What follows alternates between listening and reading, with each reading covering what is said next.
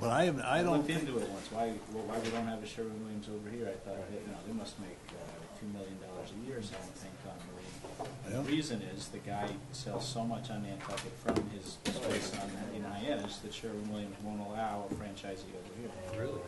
Because that would be a big chunk of his business if he lost Exactly, that? yeah. Interesting. Huh. I don't think I've talked to a painter who, that's, the good painters, that's what they expect. Although, if I were a painter, maybe I don't want the product that lasts 30 years. Maybe I want the one that looks real nice for 10 years. And then See, you have a devious mind, Stan. If it lasts So 10, that's why if it the lasts guy 10 told me years, I got to you paint can do every 4 years. it. Exactly. I thought it was just. yeah. And I'll sell them the Dutch paint and then get my markup. Well, the on guy the that price. used, we had our windows done in Duration, and the guy at the same time is a tower, because that was it was a local.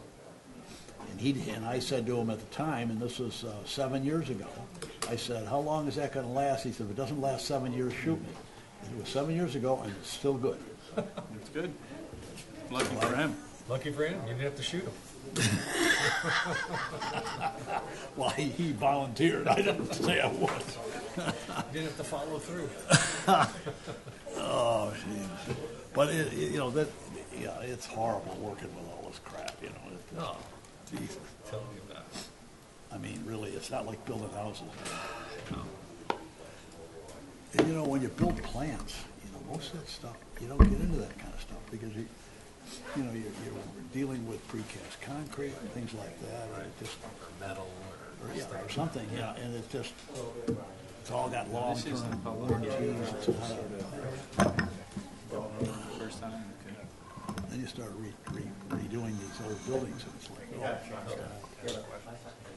the biggest problem we've got is we're putting in, under the old vestry, we're having to put a new foundation, and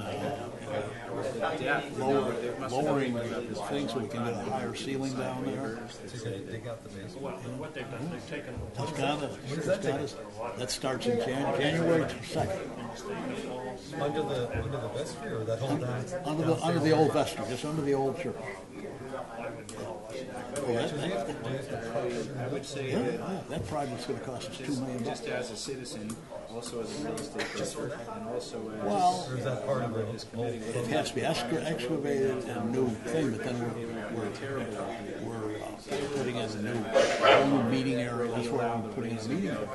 We don't have a meeting area except in that low ceiling basement that's about 6.5 also feet get high. access to somebody else's water lines across the property, or some. We release that out to the theater workshop. It's pretty far-reaching. And we're putting in a new And then there's kitchen. another article later on. that Kitchen we says have something there like is if your animal's a nuisance, we can find 50 it. years old. If it's a nuisance more So than we're twice. doing that, and Not to sit under the- so it's and then all of that, John was down there digging and stuff, and he said, well, we're in all kinds of problems. The sewer pipe goes down here.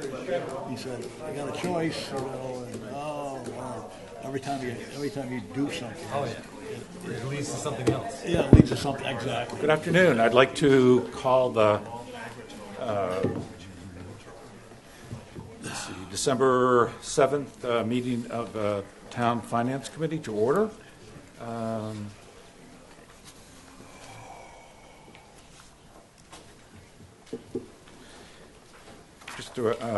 Is there any public comment to come before us today that does not have to do with any of the items on the agenda? Catherine.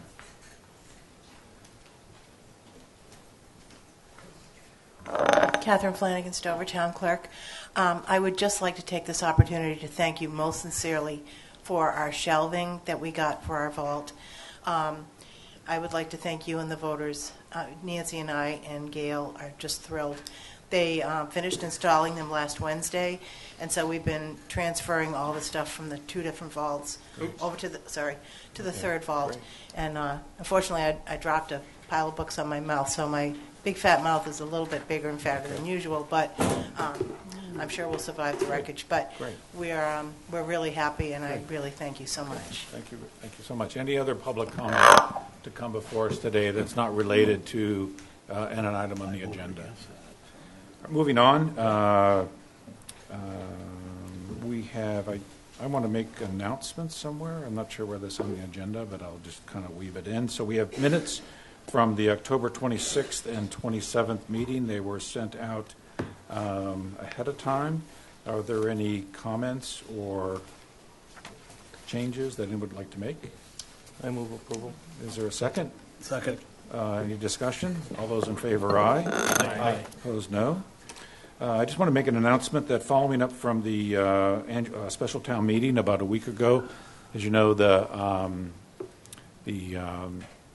special town meeting with the zoning changes for the Richmond group. If you remember, that our finance committee recommendation at that meeting was to develop for Richmond to develop I think it's called a fiscal impact committee. Is that kind of what it's called? And with a representative both from the Board of Selectmen and the Finance Committee, and in consultation with our Vice Chairman Cliff, who's not here, I asked David Worth to be our representative. David had a lot to do with the input and the development of that language, and graciously has agreed to be our representative. I want to thank him publicly for doing that. Today, our major item on the agenda is the review of citizen warrant articles for the 2016 annual meeting. And I'm going to just give a quick introduction for people that might be here for that. I sent out an email to all of you describing the process. This is a task that the Finance Committee looks forward to. It's an opportunity for citizens to come before the Finance Committee in the town to raise issues of their concern. You all have, there were about 33 citizen warrant articles, and what we'll be doing is going through them one by one. We will have a brief discussion here on the table. We're also going to be discussing, which we just received this afternoon, the town council's comments about each warrant article, and then anyone who's here, beginning with the sponsor, and anyone else would be welcome to come to the podium, introduce yourself, and to the mic, introduce yourself, and say a brief word or two about the article, and perhaps, if there are any, take questions from the Finance Committee. The first article is zoning map change for 8 Nantucket.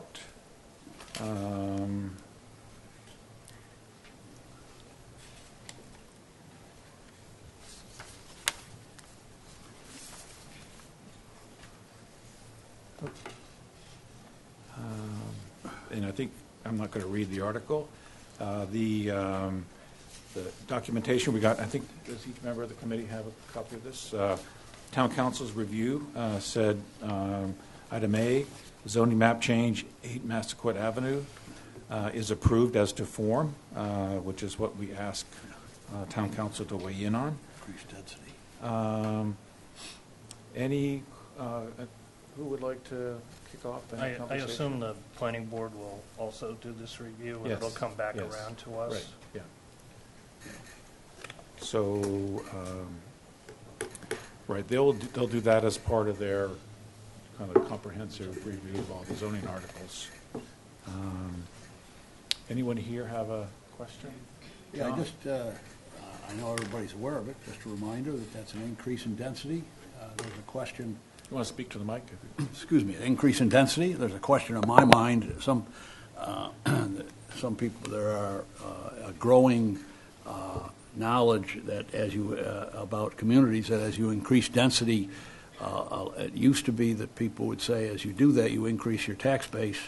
And in fact, what the latest reports I've seen say is that on average, you increase your tax base, but that does not compensate for the increase in density as far as the cost to the community. So that's, just want to raise that as a point. Any other? My knowledge of spot zoning is pretty limited, but this looks like a zoning article for one lot. Am I missing Something, is Mr. Santos here? Yeah, I'll just, once we make our comments, I'll ask if there's any. Oh, okay. Anybody else want to comment before we? Is the sponsor, Mr. Santos, here, or someone to represent this article? Okay. So what we tend to do with zoning articles is we'd obviously want to hear from the sponsor if available. We know it's approved to form, and while I would say it was fair to say it's untypical for the Finance Committee to have a lot to say about this. We often just take the recommendations of the Planning Board. So we would ask them to kind of weigh in on this. Does that seem like an appropriate course of action? Yep. Okay. Item B is a zoning map change as well. The sponsor was unable to be here. She had a 4-month ago scheduled trip off out of the country. She was kind enough to share with us a document, which I'm not going to read it, and so she is not here. I'll ask if there's anyone else here. This also is a zoning map change, and since you just got this afternoon, I'm not, I'm sure no one's. I haven't had a chance to read it. I do know there were some other people I spoke to in the neighborhood who I encouraged to come and speak on this article, and they didn't feel comfortable doing that, but said this is something that the neighborhood has been talking about for a bit, and seems, at least from these 2 people I spoke to, are in favor of it. What is your pleasure on, and I've asked this to be put in the public record. Is there anyone to speak on this article today? No? Okay. Any comments from this group? No? No, this is not unlike the one I spoke on at first, even though it's a singular item, you add up singular items, and then after a while it becomes a lot of items. But anyway, this one this is not a financial impact, this is more of for the planning board to look at it and say it's a quality of life type of thing. Okay. The next citizen article is acquisition of unconstructed right-of-way in a Surfside area on Woodbine Street. The town council has commented that it is approved as to form. Any comments or questions from the committee? Mr. Chairman. Yeah. So that one and the next one, it seemed to be a combination, so the town acquires it, then it puts it into the Right. Yard sale program. I guess 2 questions. Isn't the newly formed real estate committee charged with taking a look at this? Number 1, and secondly, given that we've had some unintended consequences from our prior yard sales, I'm less and less comfortable just sort of saying this is a good idea, fine, pass it along. Is there and I'd someone really from like the to town hear who from can answer that question on the real estate committee? Libby? You can refer to them, yes. But can you tell us a little bit about the real estate committee, whether this would be within their jurisdiction?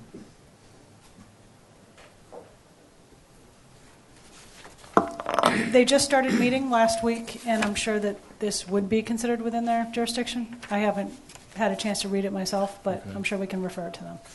What is the pleasure of the committee? Well, David, you may know more than I. This appears like what they're proposing, regardless of the language, is it looks like they're proposing an extension of the road. Yeah, I think they're taking the road back. Right. I mean, I think it's an unintended, I'd like to have somebody look at it just because it's a lot, it actually turns out I'm a to little be confused one way or the other. a fair amount of land. Yeah. And if it gets yard saled and then combined, and have we just, I meant taking it back, but and again, I think that was one of the purposes of this new committee, and so I personally would like to hear from them. Yeah, I think it's almost exactly the purpose of the new committee. So why don't we wait and find out? Anybody want to I make think a we'll hear motion that- to ask them to consider this and give us at their next meeting? Sure, I'll make that motion. Yes. Is there a second? So, Any discussion? All those in favor, aye. Aye. Opposed, no. So we will continue to consider this at our public hearing on Thursday. Obviously, we won't be taking any actions on this. Perhaps the sponsor will appear at that as well. The next item is, if you want to recuse yourself? I guess I should, huh? Okay, sorry, I just, was wondering whether I should physically or... yeah, you can go sit over there. So, probably best. So the next item is an amendment to the town charter, converting the office of town clerk from elected to appointed. The town council's comments it's approved as to form. As a straightforward charter amendment, the motion will require a 2/3 vote at town meeting, approval by the Attorney General, and then adoption by ballot vote at the next annual or state election. Before we go to the sponsor, any questions or comments among the group here? Okay. Would the sponsor like to address the article? Joe Grouse. I guess I'm speaking as a private citizen, although I put forward this article because as a member of the Capital Program Committee 2 years ago and the FinCom a year ago, I was, I guess, somewhat surprised to learn that the town clerk's office, unlike all the other departments of the town, operates sort of outside of the normal budgeting and managerial processes because the town clerk is an elected official. After doing a little research from when I learned that, the fact that the town clerk in most Massachusetts towns is elected is pretty much an accident of history or a fact of history. But I also found that there is a trend, at least over the last 5 to 8 years, of towns converting from elected to appointed clerks. And I happened to be in Edgartown, Massachusetts, and spoke to the town clerk's office there, and apparently the motivation there was actually from the town clerk because as the functions of the town clerk's office have become more and more complicated, more and more involved in record keeping and technological solutions to doing their job, town clerks have become more and more the job requires more and more skills, and so I guess my feeling was here's an opportunity to convert to an appointed position and allow the town of Nantucket to recruit and hire the next town clerk when our current town clerk retires. And certainly would give the town more flexibility from a managerial and budget perspective, but I think the real opportunity is to recruit and hire highly qualified people to fulfill this important job going forward. Comments from the committee or questions of Mr. Grouse? Joe, how prevalent is this to have an appointed clerk in Massachusetts? There are, according to the Massachusetts Town Clerks Association, 333 towns in Massachusetts. As of 2013, the last data that they had, there are 231 elected or tenured town clerks in the state, and 120 appointed. 6 years prior, in 2007, those numbers were 272 elected and 79 appointed. So the number of appointed town clerks has gone up by 41, actually 42 if you count Edgartown, in the time frame 2007 to 2013. So it seems to me there's clearly a trend towards this. I think it gives the town more flexibility. And as I said, I think the primary reason is, given that this is an important job and you like to be able to hire the most talented person possible, I think making it an appointed position gives the town that flexibility as opposed to the, if you will, older method of having someone run for the office. And what does the Mass Municipal Association say about this? Have you looked at anything comments that they've made about there's pros not. and cons? I actually did contact the president with a couple of those questions. He has not responded on those specifically. Just doing some Google searching on it, I think there's been a debate both in Massachusetts as well as in other states around the country. There's some people feel that the elected position is important because it makes the position independent. The voters elect the town clerk directly. I guess my feeling, and again, it's motivated, as I said, because of some of my experiences on this committee and the CapCon over the last 2 years, it just seems that we have a town clerk's office that provides town functions, record keeping, license issue, registrar of elections, all very important. But the chief of police is important. The fire chief is important. The chief financial officer of the town is important. We don't elect those individuals. We appoint them. We hire the best qualified people we can. And I think the town clerk's office provides services to the town that could very easily, well, more efficiently be delivered by an appointed executive as opposed to an elected one. Any other questions of Joe? I should point out, this also, I don't see this as having any impact on the current employees of the town clerk's office. And what I've read on the internet anyway, in terms of Edgartown and other offices, the individuals holding those posts maintain those jobs until they retire or until they renegotiate a contract with their board of selectmen or mayor or whatever the organization is. So I'm not proposing any particular changes other than giving the town the flexibility to hire someone and make this, part of the town management infrastructure. Thank you, Joe. Thank you. Is there anyone else here from the public who would like to speak on this article? Catherine?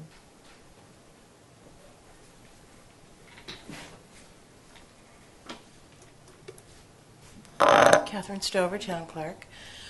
In point of fact, several of the towns have tried to change it from elected to appointed and have failed. And several of the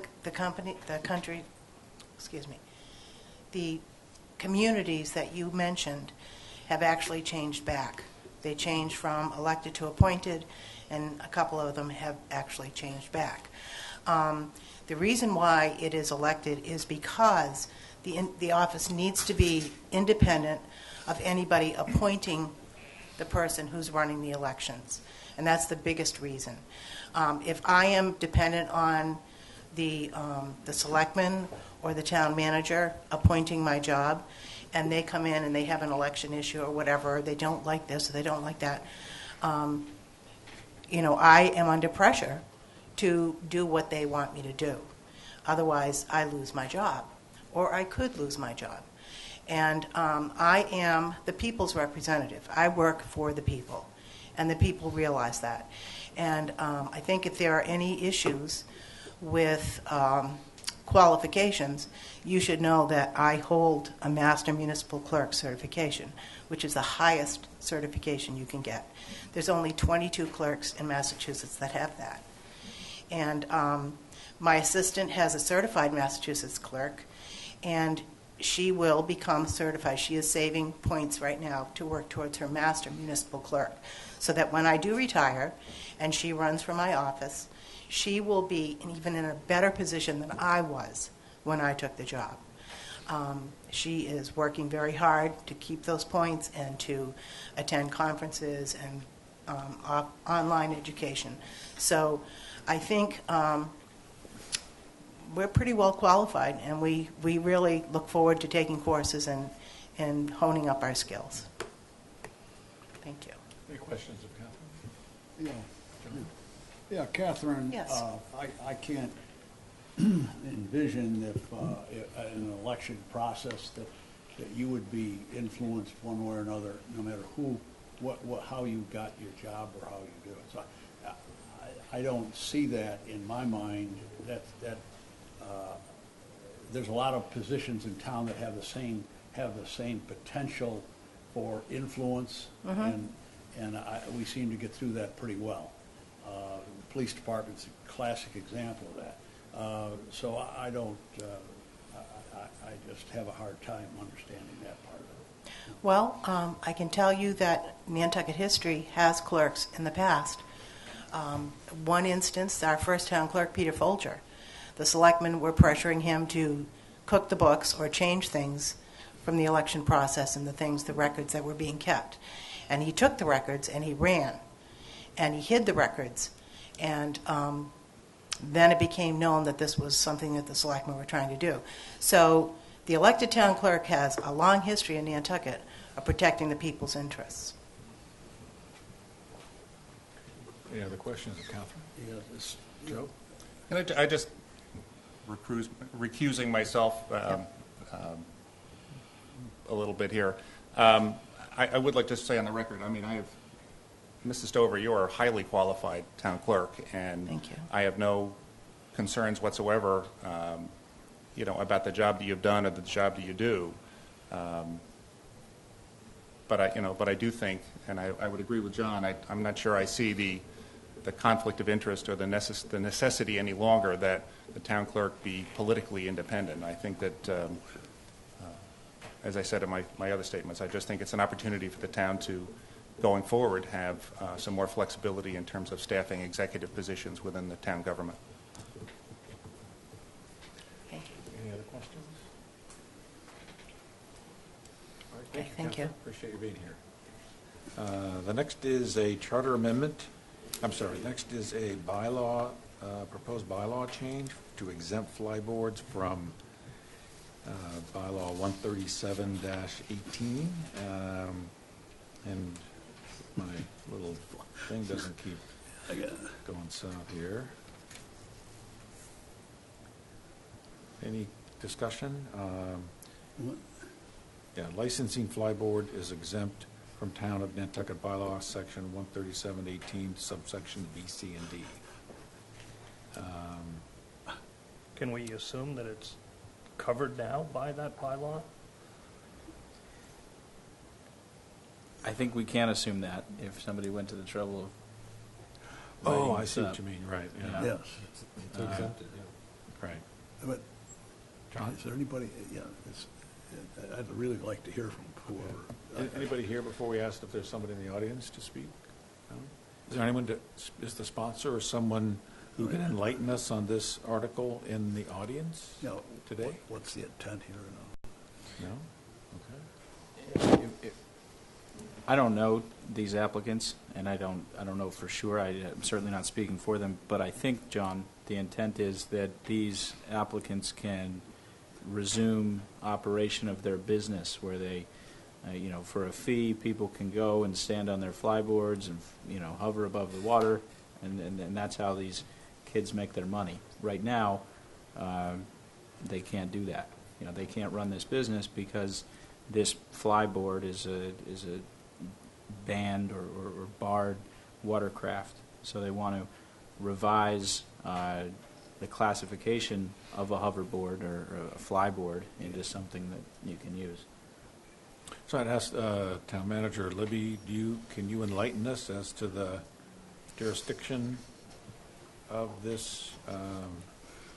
I don't know too much about it. I don't know what resuming their business is. I think there was some talk about how they perhaps had a business 2 years ago that was unknown to the town. They somehow got told by somebody, we don't know who, that they needed a license to do their business, but it turned out that their business is covered by the bylaw. So within certain areas of the town, they cannot do that activity. They have to do it from the water, basically, out in the water. So apparently they want to be exempted from that. I'm sure the Police and Marine Department will have a recommendation on this. Okay. Yep. Any other comments, questions? It's maybe the most futuristic article I've ever seen. So do we, so I guess we'll wait and hear more from the folks who are going to weigh in, and hopefully the sponsor or others, proponents may come to the public hearing. Let's see, the next one is term limits. I think, just read the home rule petition to amend the town charter to create term limits for all elected or appointed multiple member boards. Town council said it's approved as to form. This charter change is being proposed as a home rule petition. It will require a simple majority vote by town meeting and then approval of a special act by the general court as well as any other procedures that may be required by the general court. Any questions before we see if there's someone from the sponsor of the article? I don't see Mr. DaCosta here. Is there anyone else to speak on this article? Linda?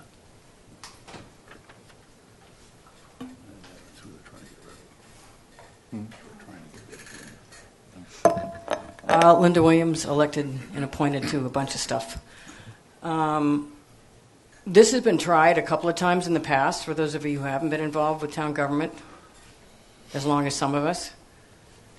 And it got burnt every time it came to town meeting. Hopefully it'll get burnt again. There is a certain amount of learning curve, especially I'm going to talk about the HDC as the chairman of the HDC I've been on it for, 20 years. And it takes a long, long time to get up to speed.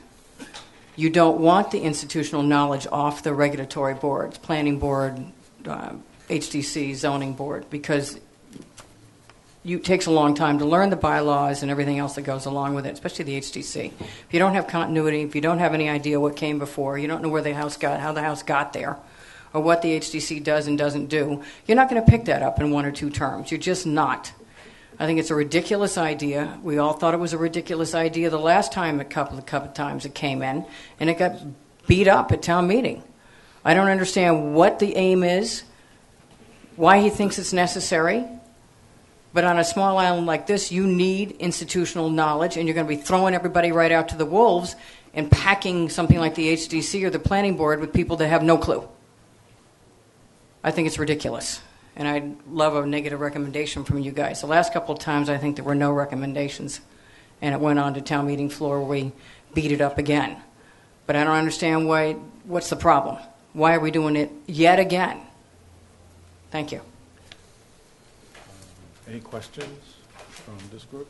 A question for Linda. How long ago was it, Linda? Do you recall? Libby, I don't know. Did that come up with the government study? No idea. I think it came up with government study committee some years ago, and then it came up before that again. I mean, this has been kicking around since I was on the charter commission, elected for that. And I don't remember. Thank you. No, good. I think it came up in the charter commission, the charter study, government study committee, and I know we talked about it at great length. I was elected with Jack Gardner and Bernie Grossman and a bunch of other really great people when we drafted the charter.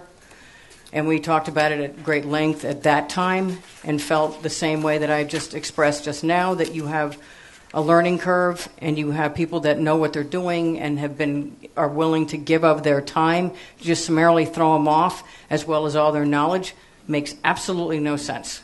Linda, when you say it came up, was it a recommendation of the government study committee? I believe so. I haven't looked at it since that time. Was it 4 or 5 years ago? So it sounds like it was a 3 years while ago, and we're not really sure. It was a while ago, and I don't know why it's So coming maybe up again. Maybe we should look up what that recommendation was and see what their rationale. I mean, maybe it wasn't a recommendation, maybe it was, but we can see what their rationale is. And I just remember it was discussed at that point on the government study committee. I don't know where the traction, what kind of traction it got. It comes up from time to time, but It does. It might be instructive to see if it was, formally. Yeah, that's a good idea. But yeah, we the recommended elected and people why. on the original charter commission that wrote the charter threw it out. All right. Okay. Anything else? Thank you, Linda. So to Libby, is that a bit of research you can do to find out for was it the government study committee? That was well over 10 years ago, maybe closer to 15. So I'm not going to be able to do that research back that far. We can check with the town clerk's office and see what warrant articles might have been submitted. Okay. All right, Catherine?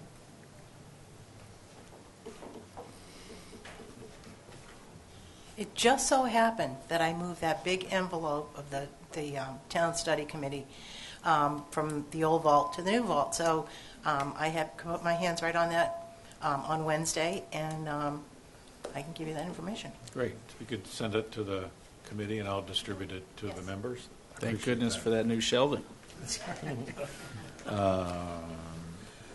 All right, the next item is the right to farm bylaw. It is approved as to form. The same bylaw has been adopted, and this is town council's comments. Approved as to form, the same bylaw has been adopted in several Massachusetts towns, has been approved by the Attorney General. It appears that the town has an agricultural commission, therefore a positive motion should delete the parenthetical in the title of Section 5 of the proposed bylaw. Any comments for anybody any members of the committee before we see if the sponsor is here? I would just say in reading it and doing some research, there are other bylaws like this, principally in agricultural communities in the state of Massachusetts. I thought this was overly broad language with an awful lot of potential unintended consequences. And when you look at the disputes that have arisen in communities, they're out there. And, I know from real estate interests who would now have to make disclosures to the way the language is written, which is you can have agricultural activities morning, noon, and night, odors, noise. I assume this was the pro-rooster sort of.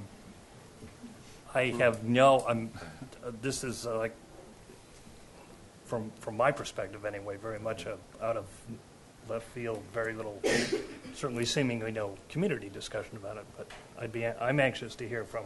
Is the sponsor or anyone who can speak to it? If you'd come to the microphone and just introduce yourself, that'd be great. Welcome. Hi, thank you. Dylan Wallace, Hi, Dylan. the sponsor. This doesn't intend to have anything to do with the rooster complaints. Oh, good. Just tell us about it in your own words. Sure, yeah. So my intent for bringing this up is to help better organize the agricultural commission that we have. Most other towns that have an agricultural commission, this is the next step that they take. There's over 100 other towns in the state that have done this same thing.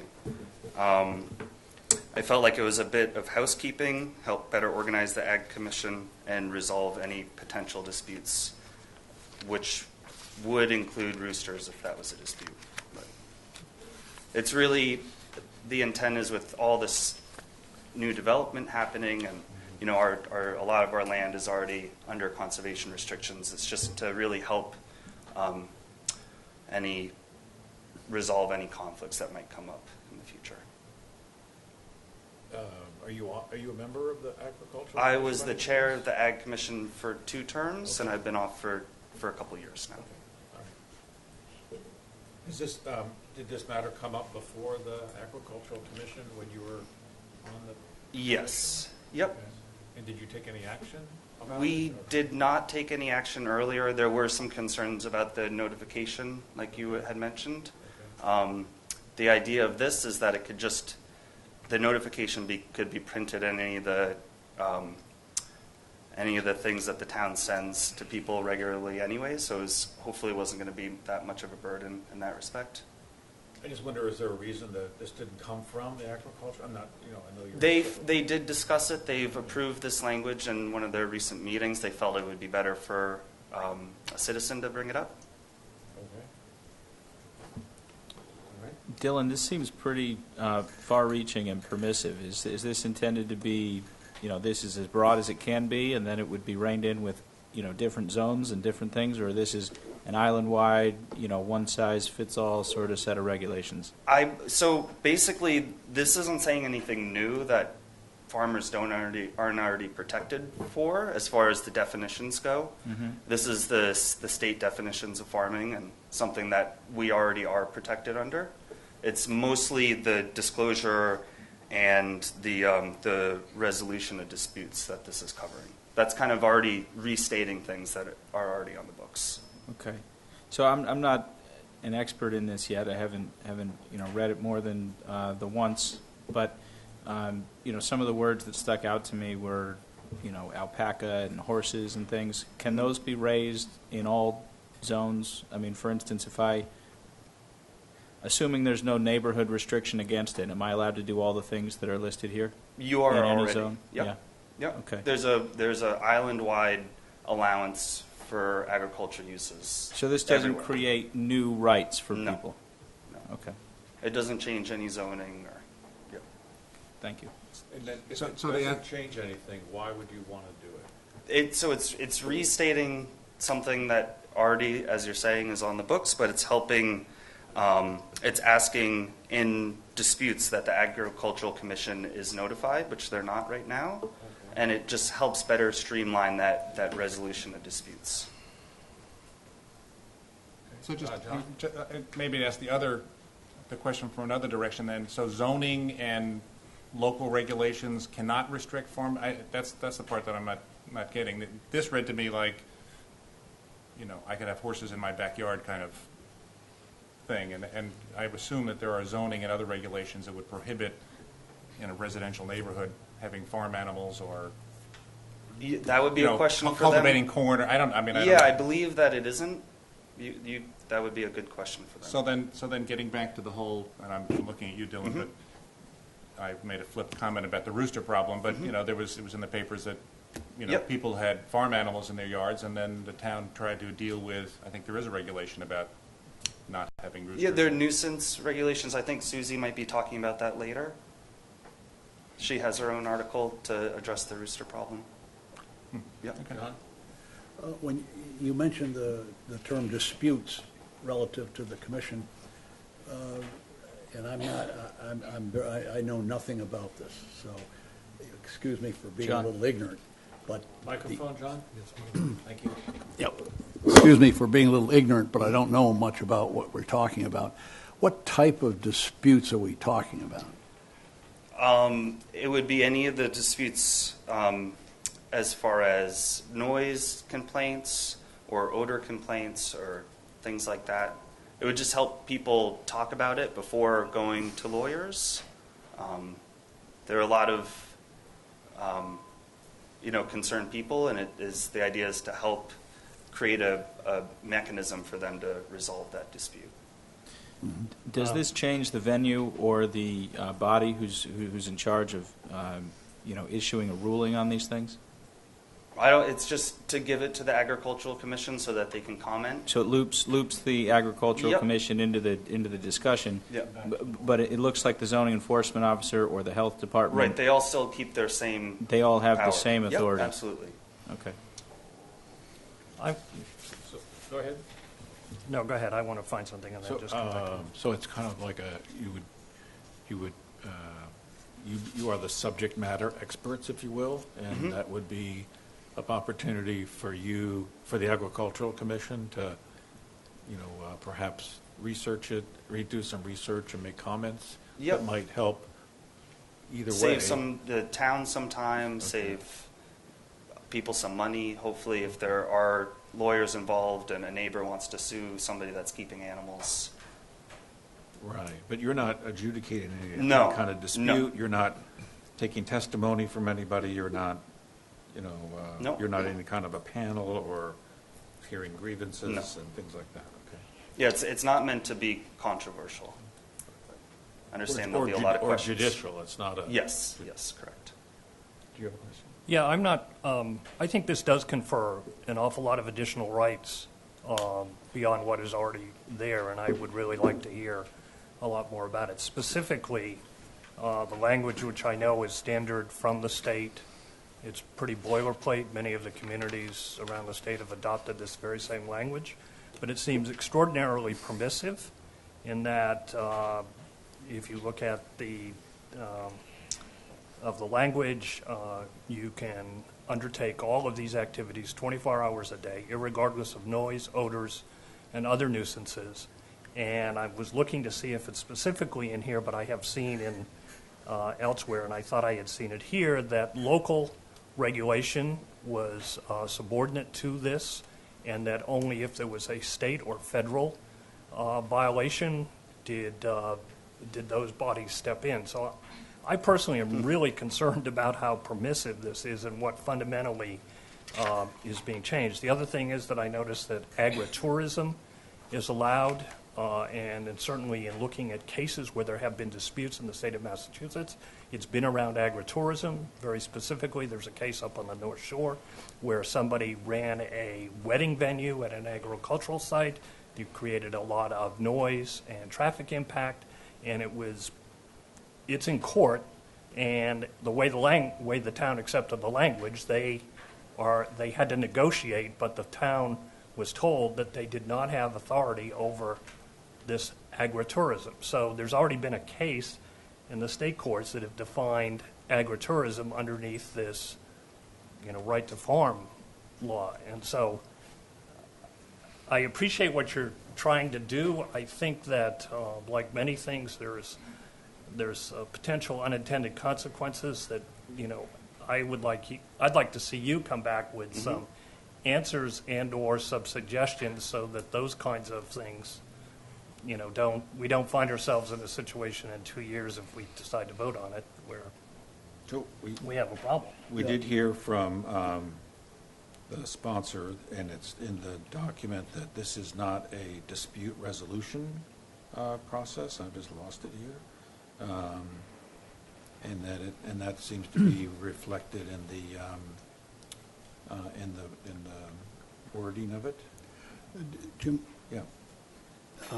maybe it'd be a good idea to have the town council go through this in a different way than he did for this purpose, and have him look at it from a point of view of what new authority does this grant, and kind of get at what David's poking at a little bit in a more of a comprehensive way. That may be a lot of extra work, but I think in this case it's probably worthwhile. Does that seem like a reasonable approach? from Yeah, I mean, everybody? So maybe we take, I think if we agree. there's a but- fair amount of information out there, some of it legal, that, So why don't we take a minute and think about what kinds of areas we would like to have town council review this with?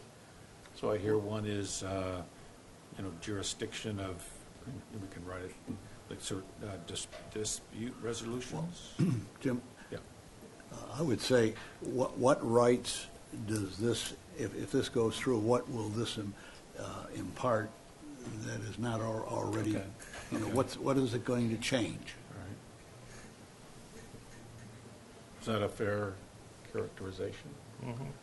From what I had been looking at from other towns, it wasn't meant to change anything. I hope that's Okay. what town council All right. finds. Okay, good. Yeah, I just want to. Well, maybe it can be amended. I mean, Yeah. if we find that this is going to have impacts that Well- extend beyond what the sponsor wants, maybe we can make amendments before we And that might reach be town meeting. another thing that the town council could say, is if there is something that is changing that, or at least he feels it does, what would he recommend? Right. And I'm just speaking as an individual, but I know there was a lot of thought put into the development of an agricultural commission, and I'd feel more comfortable if this kind of work, a recommendation came from a body like that, personally. I don't know if anybody else feels like that, but that's the group that's kind of charged with this. Well, maybe we could ask them for a comment anyway, even if they aren't the Okay. official sponsor. Okay. Yeah, All right. definitely one. Yeah, can they ask- should. I can ask for a In comment. retrospect, they should have given you guys a comment. Okay, great. Thank you. Okay. Appreciate it. Good. The next is Mr. Eldridge.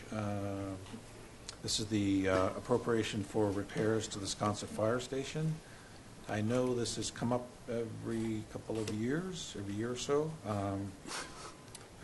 The comment is no potential funding sources have been identified. A positive motion will have to identify a funding source. Depending on the identified funding source, the moderator may have to make a scope decision, which means she may have to opine whether this is such of a change of scope in the article that it can't be considered, it may or may not be considered. Any question before we kind of see? So two questions. One is this Sconset Fire Station owned by the town and under the jurisdiction of the fire department? And if so, why hasn't it come through capital programs? So those are my two questions, Mr. Chairman, that I'd Peter, like do to you have an answer to that? I mean, in terms of, you're a rep for capital programs. It is not part of the, this year's budget. It did not, okay, Request, that's and it didn't come in as a request? No. Okay, all right. So, is the sponsor here, Mr. Eldridge? No?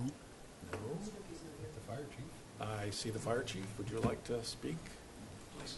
Make a comment about this? Yes. Welcome. Good to see Mr. you. Commissioner, member of the board. There's no question the sconset station is in need of repair. It needs quite a bit of repair. We're studying that right now. We're going to appoint a committee to look at that.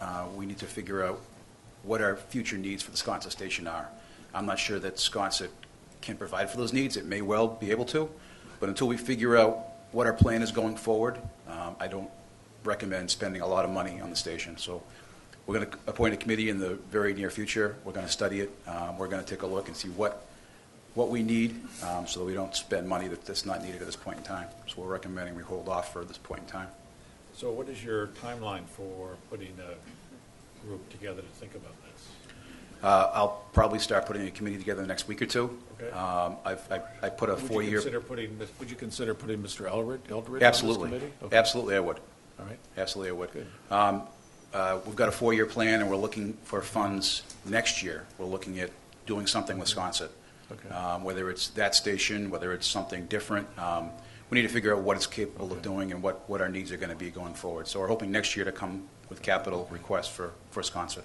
So I don't want to prejudice the committee because we're not taking action here, but words like we put a group together, we're seeking involvement from people like this, it needs to be part of a plan, help us as we make our decision about whether to recommend or not recommend.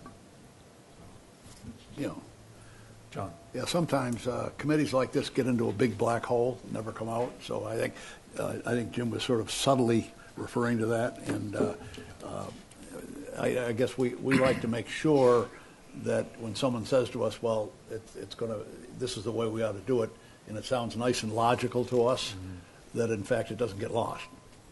You say to me. I understand. It's not going to get lost. I'm going to be back before the capital committee next year with a plan, with a solution, and we're going to go forward and see what the right course of action is. Okay. David. Is it an historical structure? Yes, I believe it is. That's one of the big questions, is what we can and can't do with it going forward. So would CPC be a potential funding source coming, perhaps not this year, but next year? So is that a question to Mr. Ogren? It's my project, the CPC, Okay, but and I've been on the Good. project for some time with Snooky, them trying to come up with something. So I'll recognize Linda to speak. I'm the vice chair of the CPC. Okay. I've been working with him for a while. I know we had a different representative on the CPC before I took it over. We did the cart house and we also paid for the resurrection of the original engine. So that's been done. We've also given money. Ken and I can't remember what exactly we've given them, but we've given them money to secure the building even further, the main building. It is an historic structure.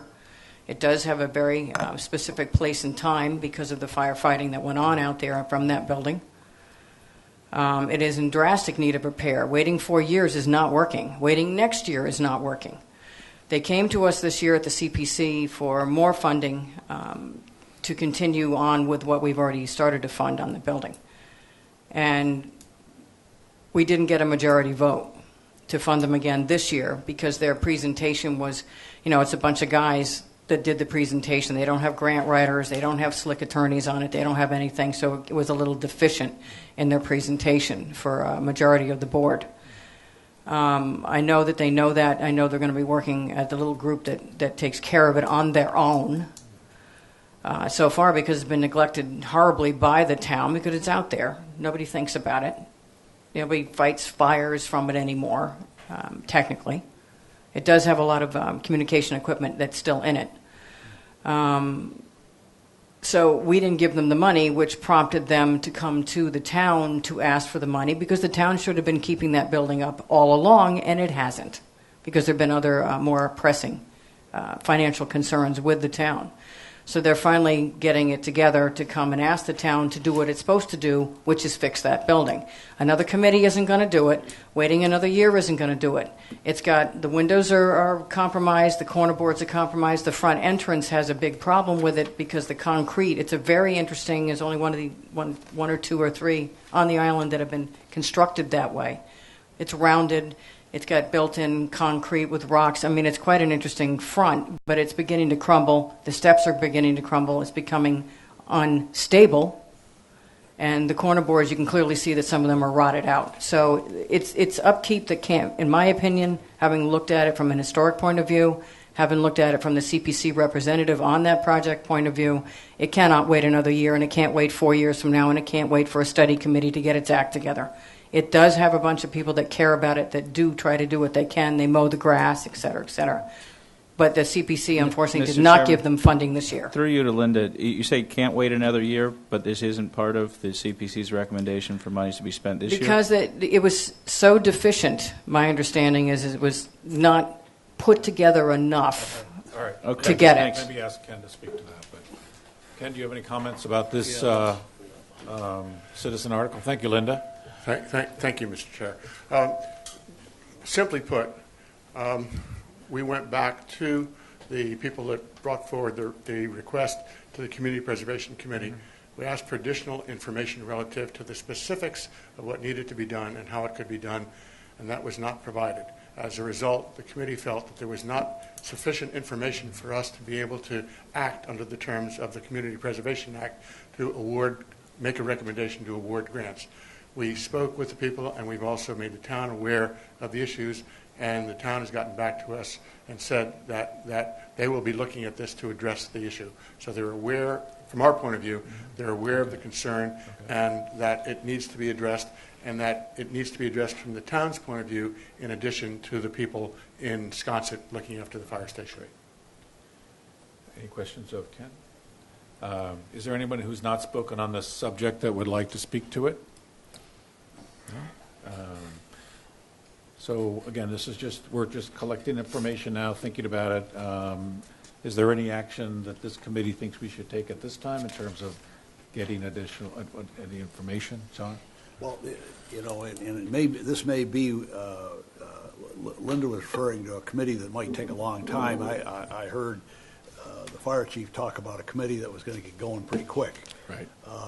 It would be nice, one of the problems I had looking at a number here without any additional information is I can see why they didn't get a CPC grant, and if it's not good enough for CPC, it shouldn't be good enough for the town, quite frankly, either. So the issue is, I think the issue is we need to have we need to have somebody look at it. I think the fire chief, who may want to speak again, if they hustle this up, I think we could learn a lot more between now and when we have to deal with it. All right. Any other comments? Chief? I've only been here 3.5 months, but nobody has come to me requesting funds for the station or to rebuild, or this article went around me, didn't go through me. All right. I do agree it needs work. So we're closing the loop back to you. So, all right, thank you. Any other comments from the committee? No. The next item is CPC. Welcome, Ken. We have two articles, and I'll just leave it to Ken to describe this process. So. Thank you, Mr. Chairman. This is our 13th year presenting the recommendations of the Community Preservation Committee to the town with respect to funds to be that are available through the surcharge that appears on the person's tax bill, the amount of the additional funding that comes from the state, and then additional sources that are identified in our article. The two articles that we have is, the first one is the allocation of the monies that we have to spend, and the second one is the receipt of the monies coming back from projects that, once completed, didn't use all of the funding that was allocated to them. And so the money goes back into the same category that it came out of, goes into reserves, and then is available for future allocation in future years. For the fiscal year 2017, we are able to allocate $2,560,000, of which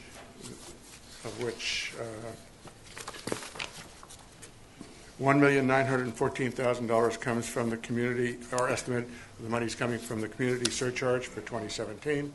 $486,000 is our estimate of the state matching funds for fiscal year 2016 to be received in 2017. 10,000 from the interest on the funds that are sitting either in our reserves or monies that are still yet to be paid out, but that have been allocated. And in this year's allocation, $150,000 from the reserves that we had for community housing from funds that came back in previous years. The monies are allocated in 3 different categories: historic preservation, community housing, and open space. And then there is an allocation for administration as provided for in the statute. The warrant article indicates the specific allocation with respect to each of the applications that were received. As many of you are aware, the CPC does not initiate any activity. It acts on the request of the public for funding that comes to it in the different categories. We consist of a committee of 9 people made up of 2 elected representatives and 7 representatives from each of the different areas in our community, so that each of the areas has a voice with respect to this. The committee has meetings with each of the applicants and goes through a significantly detailed process, as some of you who have been through the process are aware. What we try to do is we try to follow through on a project where possible, but there is no commitment to anything future. The allocations are always with respect to that particular year. So some of the applicants you will see will have been here in earlier years. There are some new applicants. We had 16 applicants this year. We are awarding funds to 14 of them. Two of the applicants that were not awarded, one was the Nantucket Fire Station that we just talked about on the previous warrant article, and the second one was with respect to Housing Nantucket, where the application didn't fit within the scope of what we were eligible to do with respect to affordable housing, because it was looking for maintenance funds, and we can only provide maintenance for funds for houses or that we have in fact previously funded. And Housing Nantucket has a lot of properties from earlier times that didn't qualify. So of the 16, 14 were allocated. I don't think there was any applicant, or perhaps, no, only one. I think Habitat was the only one that received the full amount allocated. Everyone else received less than the full amount. So as you can see, $1,263,000 was allocated for historic preservation. $910,000 was $910,500 for community housing, and $256,000 for open space. We also allocated $10,481 to undesignated reserves rather than just throw the money into another category because of the fact that we discovered that we had a little bit more than $10,000 more than we had anticipated, so it'll be available for allocation in future years. $120,000 goes to the Community Preservation Committee for the administrative and operating expenses for the total of $2,560,000. So I'll be happy to answer any questions with respect to any specific requests or the process. Thank you, Ken. First, on behalf of the committee, I want to thank you and all your members for the hard work you do. It's a huge benefit to our community, and I know you take your work very seriously, and we're grateful for that. Comments, questions from the group here? I'll start with one, which is, one of the questions was how many of the applicants did you fund? So that's 14 out of 16, and this is a hard question, but were you concerned that the level of funding you were able to give was so restricted by the amount available that you weren't able to do what you thought needed to be done? Jim, what's happened over the years is that as we go through the process, we know that the requests are generally double what the amount of funding that we're going to have. So everybody understands that the fact that we can't possibly satisfy everybody's request. We didn't feel that there was any one area that was suffering as a result of the philosophical approach that we're taking to try and do what is best for the terms of the community.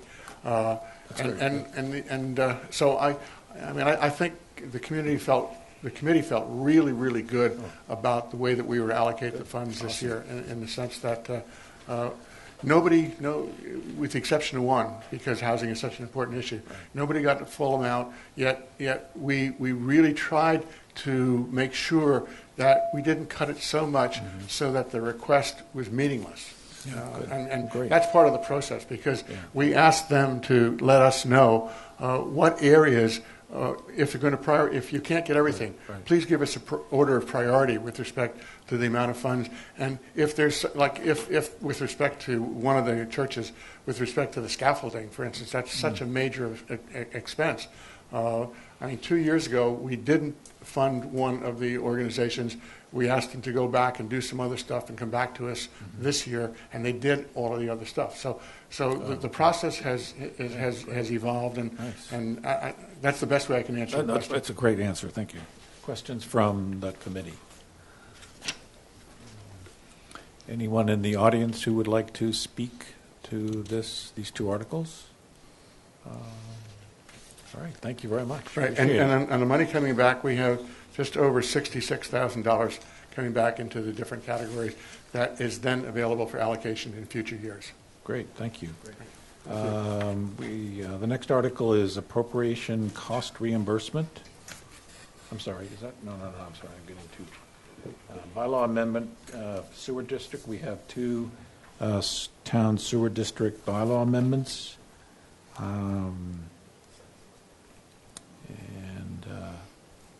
I think they're self-explanatory.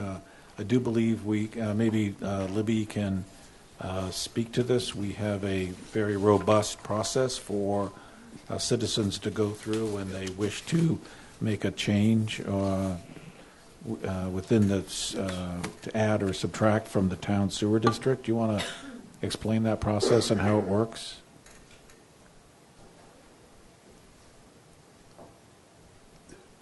I should have brought that with me, which I did not. But we do have an internal staff work group that will apply criteria to these, and based on the criteria, we'll make a recommendation to the Board of Selectmen, who will subsequently let you all know if they meet their criteria or not. Great, good.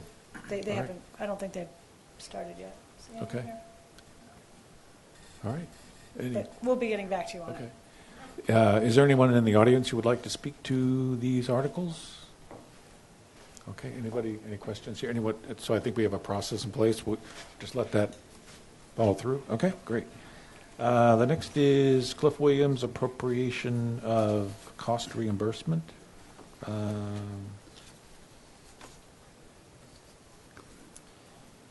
Everybody know what page this is on? 47.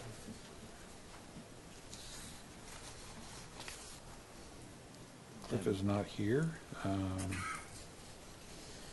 Is this for a property that Cliff owns? This is for the move of a private building to a private lot owned by the sponsor? I believe so, yes. Yes. Yeah. I think we need to hear from the applicant. Yeah, okay. That's puzzling. All right. So, all right. Anybody else, anybody from the audience who would like to speak to this article? Okay. The next one is... The town council seemed to reference the fact that the applicant had made a petition to the town for, my words, not his, damages associated with not issuing permits. So, I mean, I guess we do need to hear from Cliff, but yeah. I think that's... I should have read the comment, so I'll read that for the group. Town funds may only be appropriated for a valid public purpose. Lead petitioner sent a letter to the town in July demanding reimbursement of costs associated with alleged delays in issuing the required permits. There's been no acknowledgement by the town of any responsibility or liability. So, okay. The next one is, I believe, Mr. Fredericks. Zoning bylaw amendments, secondary lots. This is on page 48. The town council's comment is it amends chapter 139 of the zoning bylaw related to the subdivision of lots for occupancy by qualified family members it's approved as to form. Again, it's a zoning bylaw change, would go before the planning board, and we'd be looking as the finance committee for a recommendation for the planning board. But since this is a citizen article, we would certainly entertain any testimony from sponsors or others in the audience. Any questions from the committee before we do that? All right. Mr. Fredericks, we'd like to speak to this. Afternoon. Appreciate it. Generally speaking, the purpose here was when you look at the covenant program, which I think has been successful in continuing to offer opportunities to families, one of the things that we felt was missing, and it's come up in several discussions over the last year with Planning Board, Nantucket Housing, and others, has been the idea that, and I'll take my family because it's just that easy. I have an oldest daughter who I go off tomorrow and I do a covenant lot, and I put a home on that lot. Her and her husband make too much relative to income to stay, although you're year-round residents, they meet all the other obligations of the program. It's my belief that's one of the things that's in the way of the program. One of the things that when you do these, you hope to do is help your family first. At any time after that, if it was to leave the family, then it would go into the normal program. But so play that out if you would. 5 years from now, my oldest daughter leaves, and my youngest daughter is married, and her husband's done so well that they don't meet the income. All we're asking to do is modify the program that income between family members for a covenant home can be waived until such time that it leaves the family. It doesn't allow for people to waive the residency obligations or any of the other obligations of the program. So we believe it's another step in the right direction for the program as it continues to expand. It doesn't change density, it just changes and allows some flexibility within family uses. Dave, this says on gift or sale or any subsequent transfer, it would go into the program. But in the situation you described, if it goes to your first daughter and then your second daughter also doesn't qualify for the program, can your eldest daughter gift to the second daughter? Or on that subsequent transfer, would it be subject to the standard program? In all transfers, as long as they stayed in the family, it would be allowed to go back and forth. Likewise, I mean, candidly, in my view, it could be my wife. 30 years from now, I drop dead, and we have a bigger house, and on the property we have this 2-bedroom cottage. And my wife says, I'd be happier in the cottage. Her income might not allow her to move to that program, so she would take that house and sell the house, the bigger house, to one of my other children. So the idea is, again, it's flexibility within family, and there's nothing else intentionally. And I'm not a lawyer, so I apologize if it's not drafted correctly. And I plan to be at the planning board. I believe it's the 14th, or I think it's December 14th under public comment. Bring this up and bring this through. I have talked to staff. I have talked to a handful of planning board members. People are interested in at least having this discussion. And mostly because of my lack of time, I didn't start it early enough, so I had to rush and throw this in to keep this discussion alive. And I know oftentimes if the planning board and the planning staff, I'm not commenting on this article, but sometimes I've seen citizen articles incorporated into their articles if they, so there's options to do that. So, David? Yeah, Dave, have you given any consideration to the estate implications? So a qualified family member is son, daughter, sibling. So, and this hopefully doesn't happen, soon, but when your children pass away, they obviously create an estate. My reading of the way this is written is that it would go back into the covenant program at that point. And have you talked about that with anybody as to whether that creates some unintended consequences? It's what you intend. Yeah, I would say the way it's written was my intention. I will tell you, since I've written it, I've had several people say to me exactly that concern. If down the road all the family members are through estate in a position where does the house stay in the estate, or do you have to let go of it? And the way I wrote it, which was my intention, is I believe in the covenant program, which basically says there is a time that every person has a reasonable chance, depending on their income, to have an opportunity for these homes. I'm just saying that it's family first and then that option. So if in that estate situation it occurred the way I drafted it and the way I intended it, then it would be forced back into the covenant pool. And I assume if there were a divorce or whatever, how do you protect against that asset, or would the asset go into the non-covenant program if there were a divorce and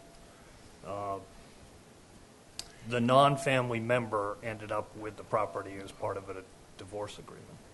Right. I hadn't gone quite that far yet. So I think that's something else that we'd have to kind of take a look at. Again, I'm not wishing any of this on your family, but no. These are legitimate questions, and again, hadn't thought that particular piece out, but that certainly is an accidental consequence. But if you play that out, so my daughter marries Perk, and down the road they get a divorce, and Perk takes the house for whatever reason.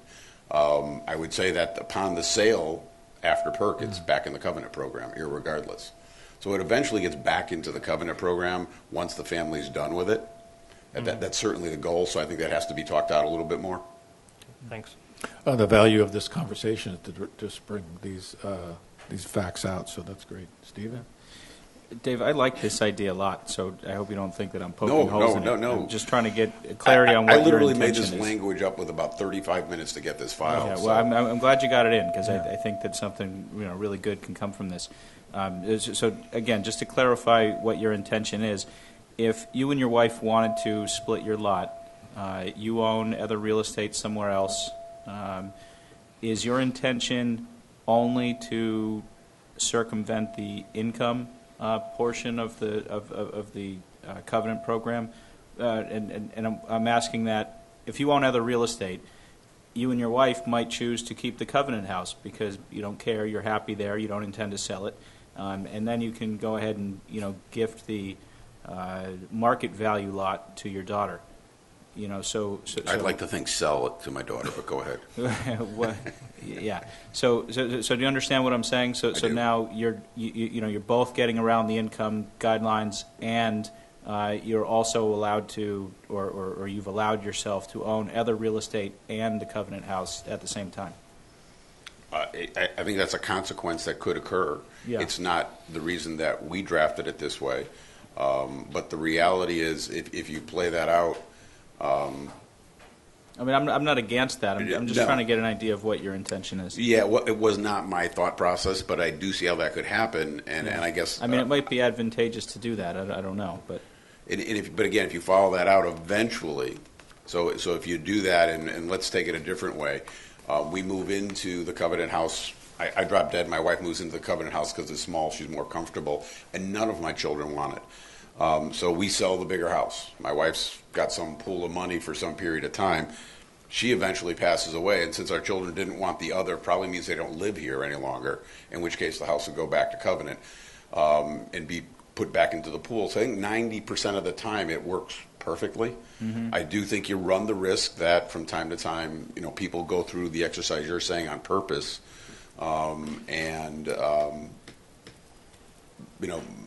it might feel like they're getting an advantage, but my view would be that covenant home is always a covenant home, and the minute it leaves the family, it goes back into the pool. Yeah. And that's the safeguard. And keep in mind, during that time, they have to meet all the obligations of the covenant. They have to have the inspections. They have to live here 9 months a year. So I can't live there 5 months a year and be in Florida 7 months a year. Right. I have to meet all of the obligations, whatever those may be, and however those may change over time, to be a qualified resident of a covenant home. So again, it wasn't really intended to do that. I was just after flexibility for family first. Sure. And I don't want to harm my children just because they had good income. Mm-hmm. Thank you. Anything else for David? Thanks, Dave. The next is a zoning map change zoning district of various parcels in Sconset from residential R20 to R5. Is there anyone here that would like to speak on that article? May we say to the committee that this is something that will wait for some recommendation from the planning board? Okay. The next is authorize acquisition of 40 and 42R, 42 and 44 Sparks Avenue for nonprofit funeral home purposes. It is approved as to form. Before we ask if there is anyone in the audience who would like to speak to it, any questions that people might have among us? Would anyone like to speak to this article? No? Okay. She just walked in after you described it. Okay. Catherine, we're on to 4 articles that you've sponsored. We're now on Q, which is the acquisition of property for funeral home purposes. Would you like to speak to that? As no one else Yes, said thank they you. would to. Okay, that is, yeah, this is to clear the title on the land. The voters approved the actual use of the land for funeral home purposes. And also, several years back, they approved the next 2 lots for the cemetery purposes. And nothing's been able to be done on either, on any of the lots because the title is a little bit unclear. And so we have to actually do a search and then clear the title before we could start building or, excuse me, before we could start building with the funeral home, and also before the cemetery commission can expand the cemetery into those 2 parcels next door and start selling lots. They have their plan, but they can't go forward till the title's clear. So, but this authorizes the town to acquire? No. The town already owns it. Okay. But this is just to clear the title. And It says authorize acquisition of these well, properties that's the wording that has to be for there. nonprofit funeral home purposes. Correct. That's the wording that town council said had to be there Okay. in order to clear the title. Okay. Anybody have questions about that? Yeah, I read it. I thought it was a privately owned piece of property, the way it's looking here. It looks like we're asking the town to vote to authorize the selectmen to acquire by purchase, gift, or eminent I domain. think the language fee. is similar to when the town takes back a town-owned road and then needs to, dispense of it in the yard sale program. I mean, the language is almost exactly the same. Okay. The town already owns this, David. Okay. But we have to and as a matter of authorize them. fact- Oh, okay. Well, Yeah, and as a matter of fact, the back lot, the school built their housing, Cow Pond Lane, backs up to this, and that's, the title was clear enough evidently for them to build, but not for us and not for the cemetery. So we have to clear the rest of that title. So we can ask town council when he or she's here for the public hearing. Maybe anybody else in the audience who would like to speak to this proposed citizen article?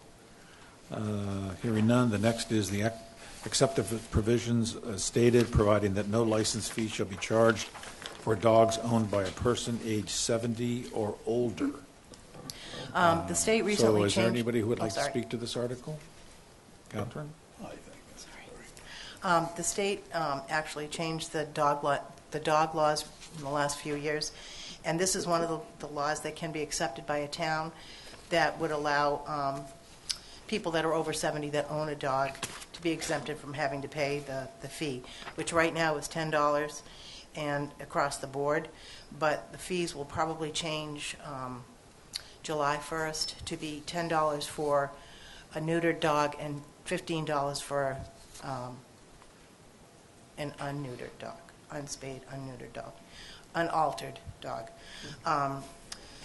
So I just brought this forward thinking that it might be just one thing that the town could do for people who are already on a fixed income and probably paying out several $100s a year for dogs for the vet fees and whatever. But we're always thrilled when people come in and license their dog anyway, and we just figured that this might be something that we could do to help some of the older people.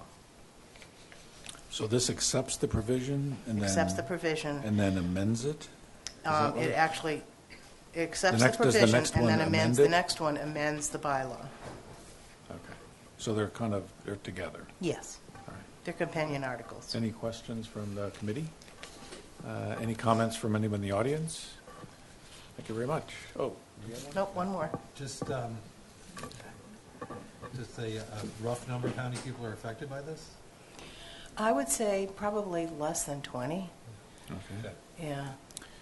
The next citizen article is to amend Chapter 67 of the Town Code to require town meeting approval of the licensing or leasing of any town-owned land for private erosion control protection purposes that is approved as to form from Town Council. Any comments from this group before we hear from the sponsor? No. Hearing none. Catherine, would you like to speak to this article? This basically eliminates everything, all the verbiage that's in Chapter 67 now, and just replaces it simply with the phrase that if there are going to be some private erosion control devices or construction or any of that sort of thing on town-owned land, that the people need to be asked their permission first. What's the practical impact on the Sconset Bluff project? Well, I think right Currently now that's a and with practic, an that is a public-private combination, so it's not going to have any impact at all. Yeah, I didn't finish, but it was, Oh, sorry. as it expands, if it's proposed to be expanded, would it, under your understanding, would that come under this provision? If it continues to be a public-private partnership, no. If it expands and it's merely protecting private property, yes.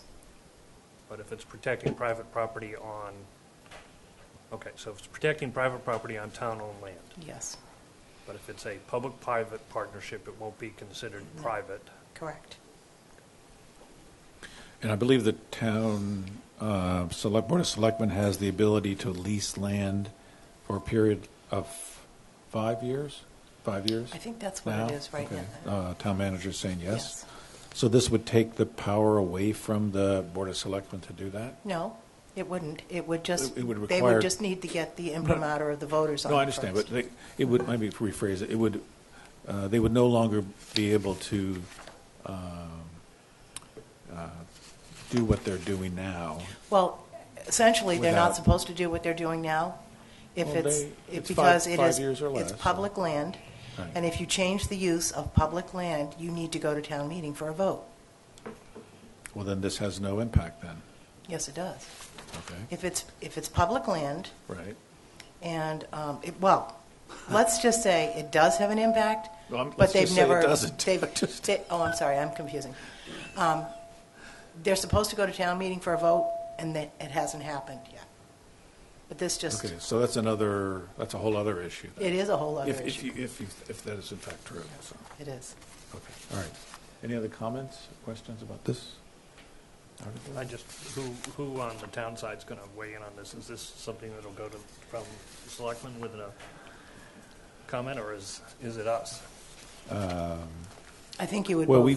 we would obviously like to hear from the town manager about this article at some point, either now or at the public hearing, or when the, okay, all right, so at some point, we'll ask for comment from the town. Yeah, I mean, I think, we can say the practical impact at Sconset, but again, what else is Right, yeah. out there that... And a concern I have is that very fact, it abrogates some of the current authority that the Board of Selectmen has.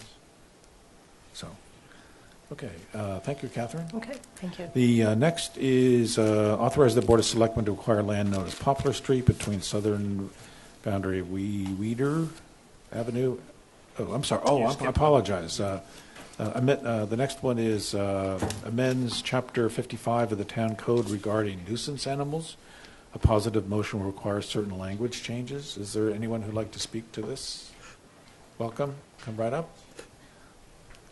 I apologize for skipping over that. I didn't mean to. It's so quiet in here, I missed it, so let's not have any nuisance animals. Thank you. Hi there. I am Suzanne Gale. Hi, Suzanne. I am also your local animal control officer. Right. So in order to help the community with some of these animal issues, we need to change a few things to help the community and to help us. Okay. We just needed stricter rules on some of the animal issues that we're having. Would you walk us through what the... All right, our first one is Chapter 55 Section F, which is nuisance animals. Right now, it's nuisance dogs. There's nothing I can do for any other animal except for dogs. What I'm trying to change is that we add in pets and fowl, because we're having a lot of issues with other animals creating havoc on the island. And, you know, with the roosters crowing, we've got a couple of animals that gotten into buildings and done a lot of damage, and there's not too much I can do. There's nothing I can do bylaw-wise or anything. It becomes more of a civil issue. So, would you want to take questions as we go through this, or do you want to? Sure, if you want to just go through the first one, then to Any the second one. questions about that one? I had one. What kind of animals would this exclude, like farm animals? Or? No. Would it handle, I've wrote it so it said dogs, pets, and fowl. Okay. What So about if you have cows that are mooing? And I mean, I don't know. It's considered a, you know, most people here, they're more pets. They're not farm. Okay. The animals that I'm dealing with are animals that are living in people's houses or the backyards. Okay. We do have a lot of goats, sheep, cat issues. You know, the chickens are a big issue because the chickens are roaming free. They go next door and they're scratching up people's yards, eating seeds, so forth. They're not. So this says subsequent offenses. So on the second offense, the animals shall be removed from the town of Nantucket. Is that right? Negative. What I did was I took our old dog bylaw, which was in there. That was basically for your dangerous dogs. Gotcha. Issues. Right now, it's a $50 fine for any nuisance animal. You know, if I go and say I have an issue with your chickens running loose, they're doing damage to someone's yard, I could issue a $50 fine or a bylaw stating, you know, you need to pen the animals up. They can't be running loose. That type of situation would not be taking an animal away. Like I said, that was just in there that if you look into your dangerous dog, that's already in the nuisance bylaw.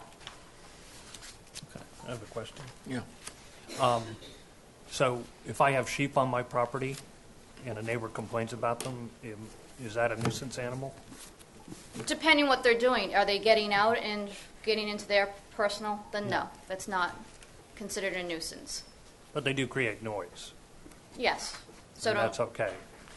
I don't see an issue with that. I mean, it depends if it's 2 o'clock in the morning and your animals are outside waking everybody up, then yes, you should be responsible for the animals. Either they should be in a barn or a closed, you know, when the storms come, they should be put away. They shouldn't be out wandering around loose. No, I mean, they're fenced. Yeah, then there shouldn't be an issue. But they live out, they're fenced, but they live outside. They still have to have a shelter. Yeah, but a lean-to shelter will do just fine. But no, that's not considered, unless someone's complaining that they're waking them up at 5 o'clock or 2 o'clock in the morning. I don't see that as a nuisance. They would have to go before the selectmen, just like, you know, your neighborhood dog's barking constantly. I can do so many fines, but then we still have to go before the selectmen on that. Okay, thanks. Okay. Phrase the question.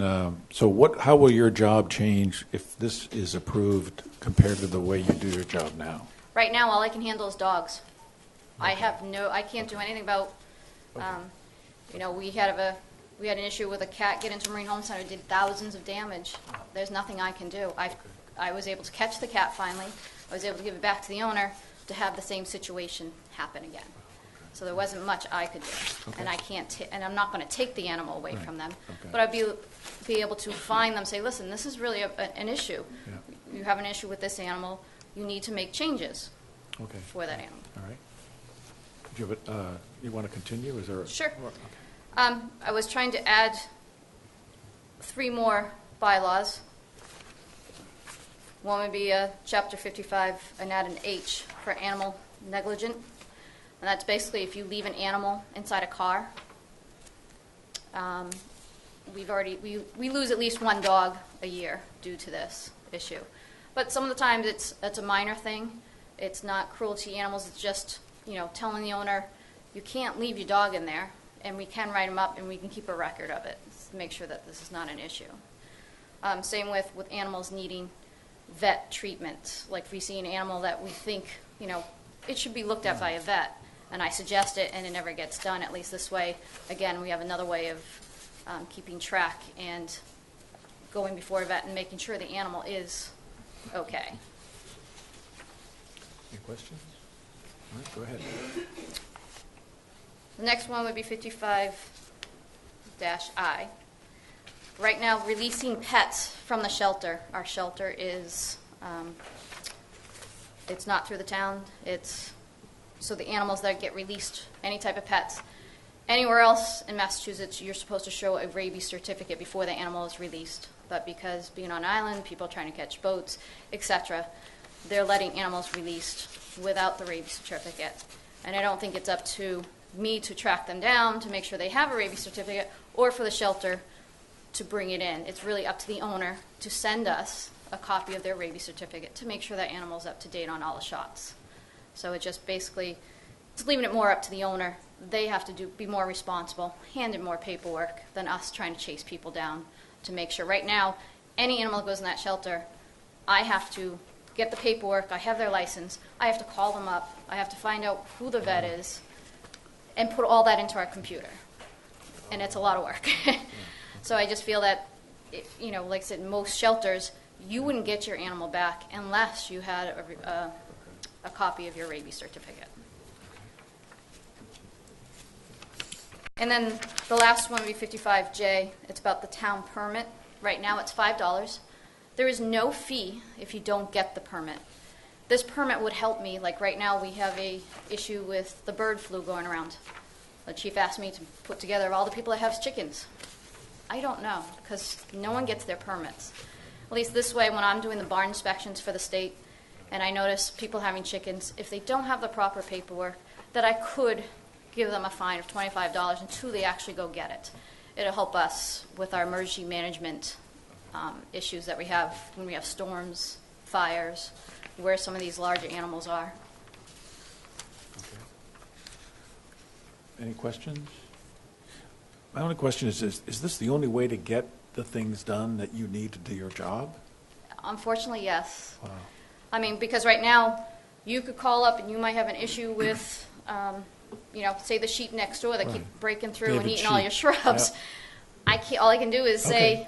say, I mean, this is the only way you going through town meeting and changing all these things. Is the correct. only way I've you're- met with, I went to all sorts of different Okay. people in the Nantucket, different, agriculture, Board of Health, different ways to find how can we make things better for everybody I mean, without. You provide such a valuable service to the community. Anything we can, anything we can do to lessen the burden of paperwork and. A lot of it is paperwork, but a lot of it is just if you have a pet, you should just be more responsible. Right, yeah. And Okay. if the animal keeps getting out, then you have to make changes. So. It is somewhat surprising that sort of animal control regulations are something that have to be done at the bylaw level, high up the food chain. Right. All right. Thank Thank you you. so much. Thank Thank you. you for coming. Thank you. Yes. And we have we have authorized the Board of Selectmen to acquire the property I just read on Poplar. And then authorize the Board of Selectmen to convey the land. Is there anyone here who would like to speak to that? All right, any questions from the group here? Sounds like similar to the Yeah. Poplar citizen stuff that we spoke Right. about earlier. Yeah. So And we I'd like should to see send us this do to the the same real thing. estate, we're going to send this to the real estate committee, Libby? All right, thank you. Is that all right with everybody? Yep. Okay. Yep. The next is amend sections 139AD of the zoning bylaw relative to the subdivision of lots. Wait a minute, for occupancy by qualified family members. Okay. Is this different than? It appears to be the same, but maybe Dave knows. Okay. If I may, Yeah. through the chair, Land Council was talking to me, or I talked to quite a few groups over the summer about the same thing that I had proposed. I was off island the day these were due. I wasn't sure I was going to make it back, so I believe, I could be wrong, but I'm 95% sure they put one in as a placeholder. Okay. I believe that we'll be able to merge ours together. Okay, great. All right with everybody? All right, thank you. Yep. Thank you, Dave, for staying Yeah. around for that. I wonder. The next is acquisition and disposition of a portion of Winoma Way in Tom Nevers, and also acquisition of portion of whatever the avenue is, and disposition. I recommend we do be consistent with David's recommendation earlier, that we refer this to the Real Estate Committee. Is that all right with Yeah. everybody? Yeah. All right, thank you. Libby? Next is Leslie Kenny, zoning map change, moves certain parcels in the Surfside area plan from Lug 1 to Lug 2 to Lug 1. This, again, the zoning, their zoning articles are the jurisdiction of the planning board. We review, but we rely heavily on their recommendation. If there is anyone here who would like to speak to those articles, I'd be happy to listen to them. Yes, come right up and just introduce yourself and tell us a little bit about which one you're speaking to. And Yeah, my name is Miriam Varian. Hi. Hi. My property abuts both Lovers Lane and Okawa Avenue. Okay. But apart from my own property, there are a number of properties up and down Lovers Lane, very few remaining that are Lug 2. And I'm So you're speaking to the Leslie Kenny's article, move I certain am, parcels yes. from Lug 2 to Lug 1? Leslie's Okay. sponsoring Thank you. on my behalf. So my proposal is to make them all the same, make them all Lug 1 as opposed to Lug 2. It's a smaller article than last Okay. year's, obviously. but Okay. Thank you. Okay. Any questions about this one? David? More just a question of form, and Andrew's not here, but it seems like I wish that these were coming through the planning Yeah. department rather than Right. from citizens, and Andrew's not here to answer the questions about that, but. Yeah, this is the process, unfortunately. Yeah, this is the process, so that's why we'll have to ask them, and we could ask Andrew to come to the public hearing if you thought that was, but he probably hasn't weighed in on these. No, I'm sure he hasn't weighed in on Yeah. them, but I mean, my question is more, and you and I've had some Right. occasional conversation about this, which is, it seems to me this stuff should come first to the planning department rather than Right. just out as a citizen's article. I Yeah. mean, we're a And in big gen- enough community, and there's enough other things at play that it would seem that it would make sense that the planning board look at these kinds of things rather than having, and I'm not even commenting on the merits of Right, it, right, but right, having, right, citizens pop in zoning change articles independent from the planning department. And I think that this ought to be, town meeting ought to be a place of last resort if the planning board won't meet with them or won't talk to them about it or whatever. But I don't know how we encourage people to make use of that existing process and not pop these things into. Yes. I was already informed that the only way to get this article recognized was to come as a citizen and do it. And then the planning board would obviously either get behind it or not. And was that recommendation come from the planning staff? Yes, building department, Oh, yes. okay. Okay. So I've heard that before, that sometimes. Yeah, but the planning department sponsors zoning articles all the time. Right, yeah. So, Dave, do you have a comment? I apologize. This happens to be my neighborhood, so I know this. This is really an outcropping of last year's Article 55. There were 27 lots that they were trying to convert from LUG 2 to LUG 1. They were on White Street, some on Okawa. If people remember, it was all of Lovers Lane. In this particular case, I think Andrew felt that this was not something the planning board could bring forward because it was a subset of that article that had been defeated. This is very narrow. It's 9 lots, of which 5 are less than 1 acre and non-conforming lots. And then there are 2 at both ends of Lovers Lanes where the citizens, for very specific reasons, are trying to get that kind of in line with their neighbors. And then there are 2 from Okawa towards the beach that just seem to then tie Lovers Lane into one clean bow. And so to your point, I think the driver was they weren't sure that they really could legally bring it forward because of last year's article. Thanks. There's obviously some tension there, between the need for, a planning approach to zoning and the opportunity for any citizen to bring an article forward on any subject they want. And I don't. God bless, I hope our citizens continue to do that. On the other hand, I agree. I'd like to see it move from being less of an ad hoc process. Yeah. And I understand, the specific set of circumstances Yeah. to your property, but we've had, in the past years, and, the planning department has brought a lot of zoning changes, and that seems to me that ought to be the avenue where it's practical and feasible. Yeah, I would agree with David. Somehow, and I don't know how this could get to be more and more and more in time, when in fact it should really be going through them and coming to us, and then it makes it. And in fact, we've said that each one of these, we rely heavily on the planning board, and so maybe we should look at, is there a way to discontinue, or, I don't know, put in some parameters around this, or who would we ask about that, Libby? I mean, is that something that the committee would like to investigate? I'm not interested in investigating that, but it sounds like at least three of us are.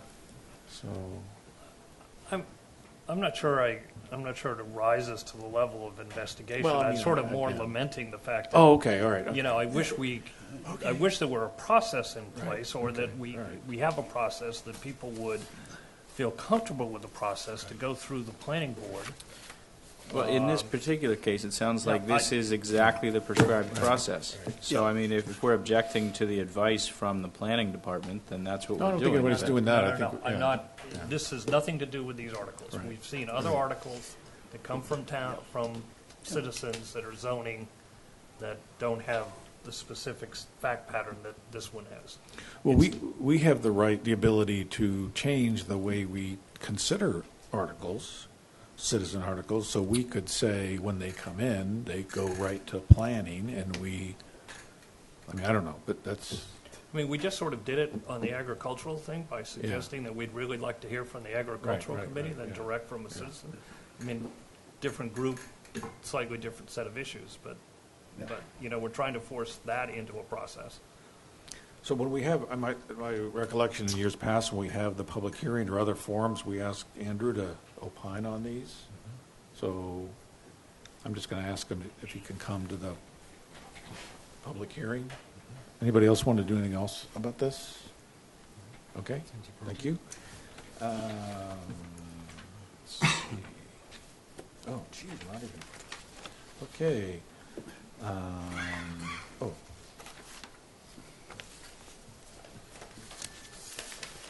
Down to D. Yeah. Oh, I'm sorry. DD. DD. That's a zoning map change. We already, anyone here like to speak on the moving certain parcels on Evergreen and Airport Road from Lug 2 to R40? Sort of the same situation. So we're going to wait for Andrew's kind of opinion on that. The next are two articles that from the same sponsor, and they both are related to the tiny house. One is, and they're both zoning bylaw changes. Is there anyone here who would like to speak to that? Hi, come right up. Just introduce yourself, and are you the sponsor? Yes, I am. Oh, great. Isaiah Stova. Hi. Hi, how are you, gentlemen? Thank you very much. I appreciate your time. The tiny house I see as being a possible, not a complete solution, but working towards a solution to address our housing issues here on the island. And this is an article, I created an article last year, which was 63, that was not called, and I didn't pursue because I wanted to spend a little more time working on the article. And one of the areas I wanted to address was having these dwelling units be owner-occupied, because I think it's pretty important to me to make sure that these are for Nantucket people or their direct relatives. And so that is some language that I added to these two articles that I'm sponsoring this year.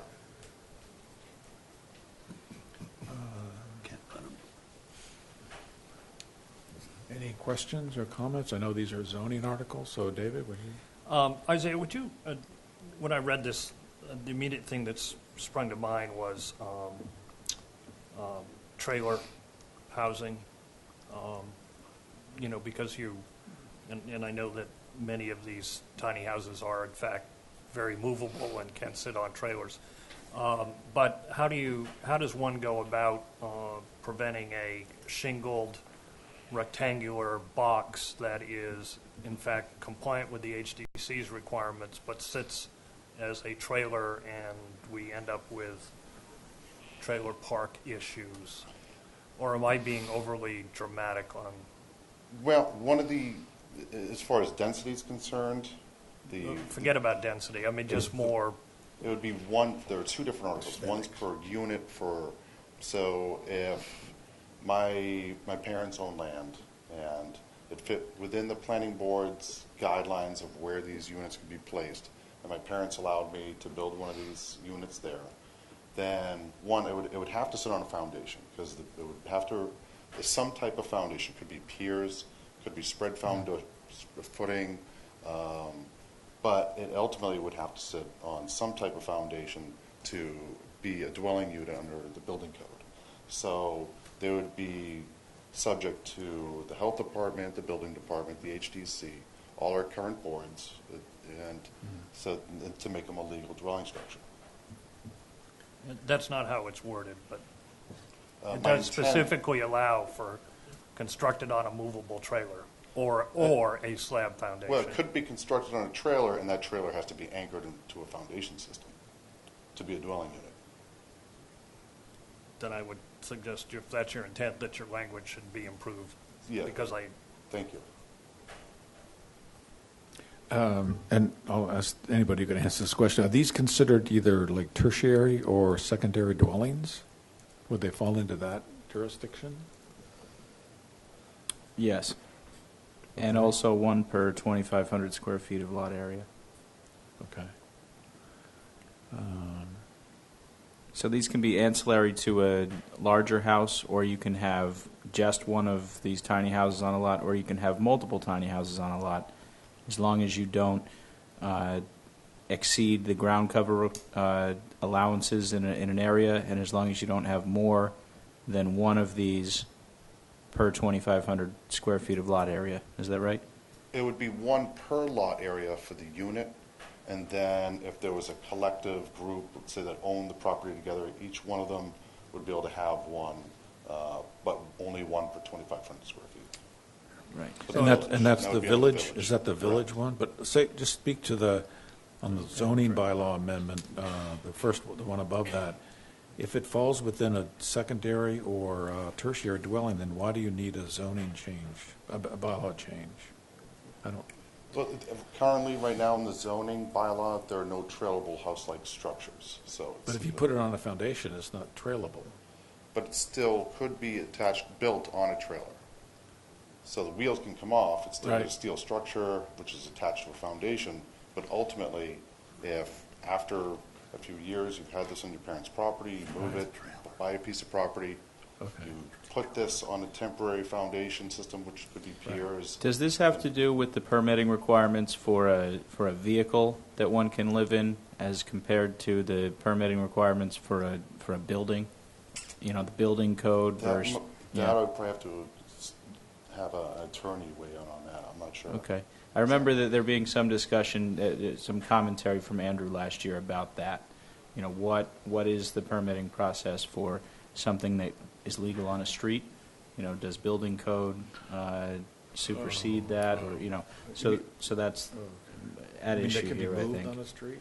Well, if it's a trailerable thing, then yes. Yeah. And that's not something that the health and building departments were completely comfortable with last year. An RV. Right. I think you're talking about an RV where you've got a complete living unit. Or you can even have a tiny house with a license plate, because the actual metal thing that it's on is legal on the street, and as long as it otherwise would fit under bridges and meets all the codes, it could be at once a dwelling and a trailer. Yeah. It's a trailer. You can call it a trailer. And my intent is when it becomes a dwelling unit, then it's on a foundation. Okay.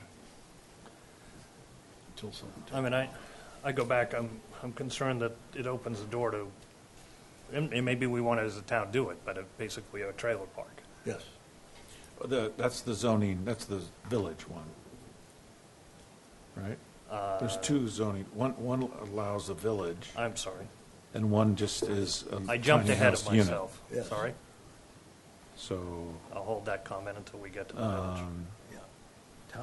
Tiny house village. I mean, I'm not making drawing a conclusion about this, but I happen to I know people who live in a tiny house, and it looks like a house. There's no trailer, and there's no like a thing you hook up to, and it doesn't have wheels, and it's not in a village.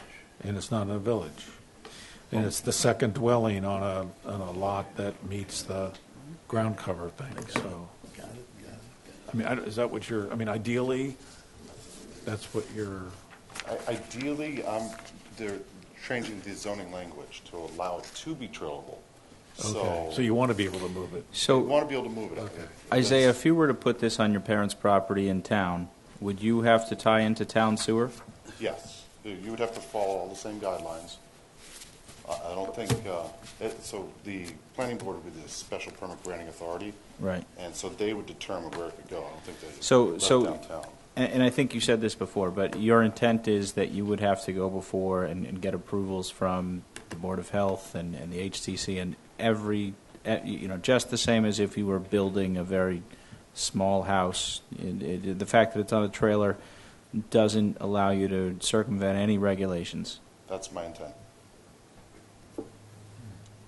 Now, you can't have compostable or whatever toilets that you don't need, right? I mean, Well, the health department's recently, or a Title okay. V, Maybe they there don't some like that. changes. You can have holding tanks, right? Because you can live on a boat. right, okay. So we're going to hear from the planning department on this, though, right? I mean, in terms of whether this fits into. Yeah. I don't know if I'm allowed to Current give zone. advice, but to the extent you can But do this without incurring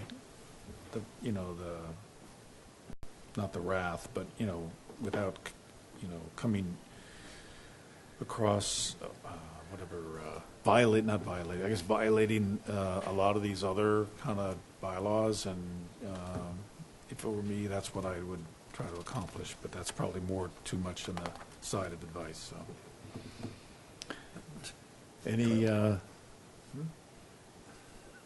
Any other comments? Any comments from anybody else in the audience? So thank you, Isaiah. Thank you for coming. Thank you, John. So, all right.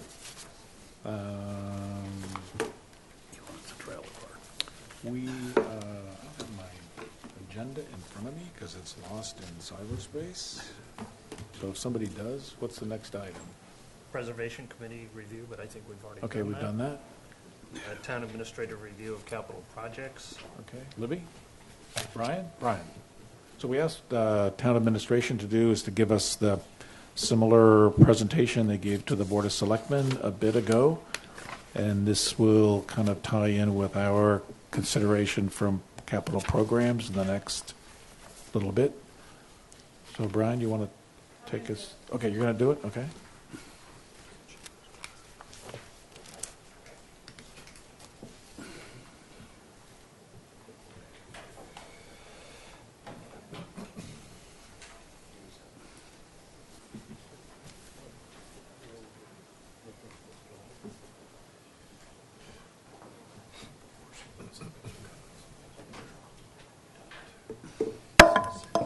Okay, this is the presentation we gave to the board on October 7th. So it's changed quite a bit. Well, And if you want to, I'll try to remember Okay, what okay. has changed, Okay. but you're getting a presentation from the capital program committee next week on Right. This will be this. like our, just Review. keeping us informed and getting us ready for that conversation. So I'm just going to do an overview, pretty Okay. much. The first slide, I think, is page 87, Yeah, 87. capital projects review. Is that what it starts with? Yep. So there's just a chart there that shows what the fiscal 17 capital project requests total, which has already changed. But those are the various categories, and the changes at that time are shown. Then on 88, we get into the specific categories. The bike path and sidewalk category increased about almost 1.7 million from the current plan, although going through these items in particular, I'm not sure we're entirely resolved yet on the first item, the Prospect Street sidewalk. The Somerset bike path design is not in. The in-town bike path design was a bit of discussion at the Capital Program Committee last week. I think that remains in, as does the 2 in-town bike path land takings. Those would be land taking and damage awards for property needed to extend this in-town bike path. The Sparks Avenue sidewalk improvements, I think we're going to be able to fund in the current year budget. The Walwinet bike path design grant is out. I won't even explain that one. And then repair and widening the sidewalks downtown. This is phase 1 of a multi-phased sidewalk improvement project. Public buildings is the next category. The female quarters at fire department, that's out. The 2 Fairgrounds Road municipal building construction will be pushed out, and that number is likely to increase. The Brant Point Shellfish Propagation Facility, we funded at the special town meeting.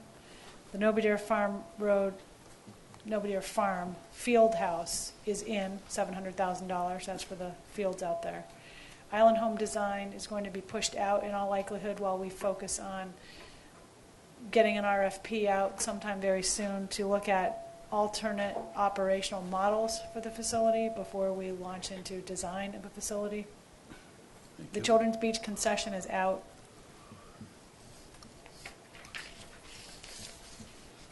The non-building asset category, the $6.5 million stormwater improvements is going to be pushed out to, I think, fiscal 18. The F Street bulkhead, this is work to the boat ramp out in Nantucket, that's in. Repairs to the Children's Beach boat ramp is in. The town fueling station is in. The town fueling station will have to move from the fire station to a different location. We're examining the airport as a location right now. Oh, that's right. Yeah, forgot about that. I'm on page 91. Yep. Slide 91. Roads. The Mid-Island School Area roadway acquisitions, that's out. Surfside area roads, that's supposed to say reconstruction phase 2. We approved $1 million at the 2015 annual town meeting. This would be continuing the reconstruction of roads out there for phase 2, same amount. The Bartlett Surfside roundabout, the transportation improvement, this is a project that's in the transportation improvement program. However, that program does not cover design. So this would be for design of that roundabout. Island-wide road maintenance. This is an annual capital appropriation that we've been doing for several years pursuant to a roadway maintenance plan, which is in the process of being updated. The first way improvement, that number 2.9 has been reduced to, I think, 700,000 or so. How much? 750. And that would involve paving first way, and there is some sewer work that's going to be needed in order to do that, which would be funded out of the Sewer Enterprise Fund. Friendship and Somerset road takings. I believe we put this off because there are going to be maintenance needs in those areas, and the reason behind this was to try to help allow for other routes to and from the Mid-Island area rather than the choke points that tend to happen at Vesper Lane and Surfside and Bartlett and Surfside. So if we were able to improve the Somerset Friendship area, that might be another access in and out of there. But again, there are maintenance needs for Friendship and Somerset, which I think we wanted to get a better handle on before we put forward an idea to take those roads or portions of them. Wynn Street, I think we right at the moment proceeding with that one. Do you remember? And that involves, if you can picture Wynn Street running from Milk Street to Nantucket Road, part of that road is private, part of it is public. The private part is actually paved, and the public part is actually dirt. So the idea would be to improve that section of the road to, again, encourage people, depending on what direction they're coming from, to get over to the Nantucket Road bike path in a somewhat easier manner than using the Quaker Road route. Yeah.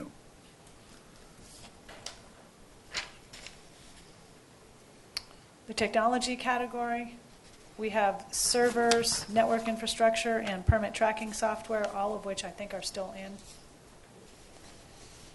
The vehicles category, we have a variety of vehicles to be either purchased as additional items or vehicles and equipment and or replaced, and they're all listed there. I don't think we have taken anything out. What did we say about? We took the off-road ambulance out for $80,000. And engine 7, E7, is going from 450 to 165. The chief left, but thanks to him, he's been able to secure some military surplus equipment that will help lower the cost of that item. I won't even speak on the schools, but did they, I think some of their stuff might have gotten moved around a little. The only thing that changes is the auditorium upgrades is going to be the auto shop.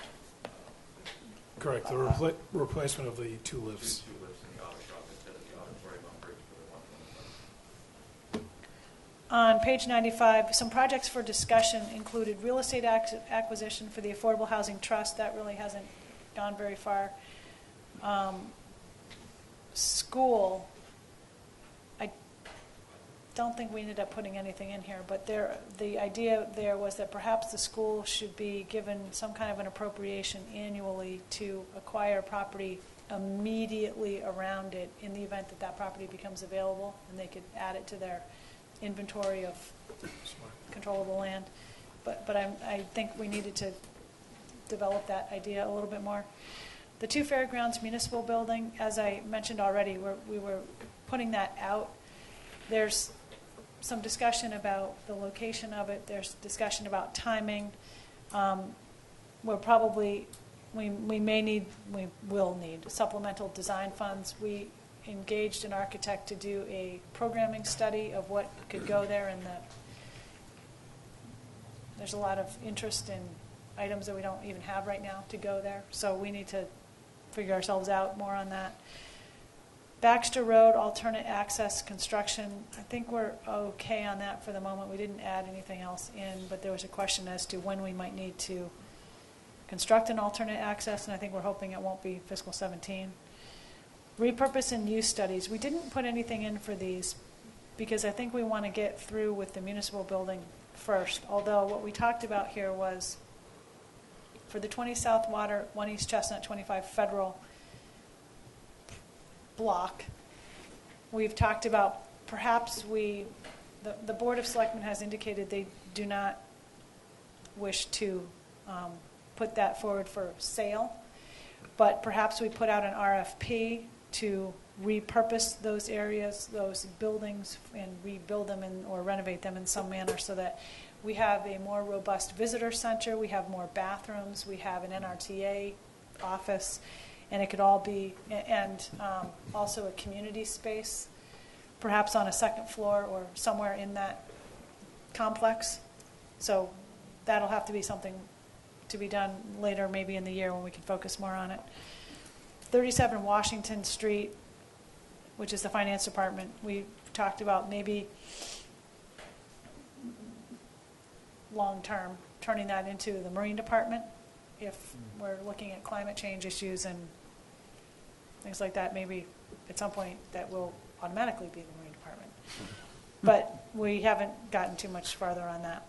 Seasonal housing, we need to make some strong efforts on constructing seasonal housing for town employees, but we do need to focus on where and what the timing is and some other possibilities. We talked about it at a seasonal housing forum in November.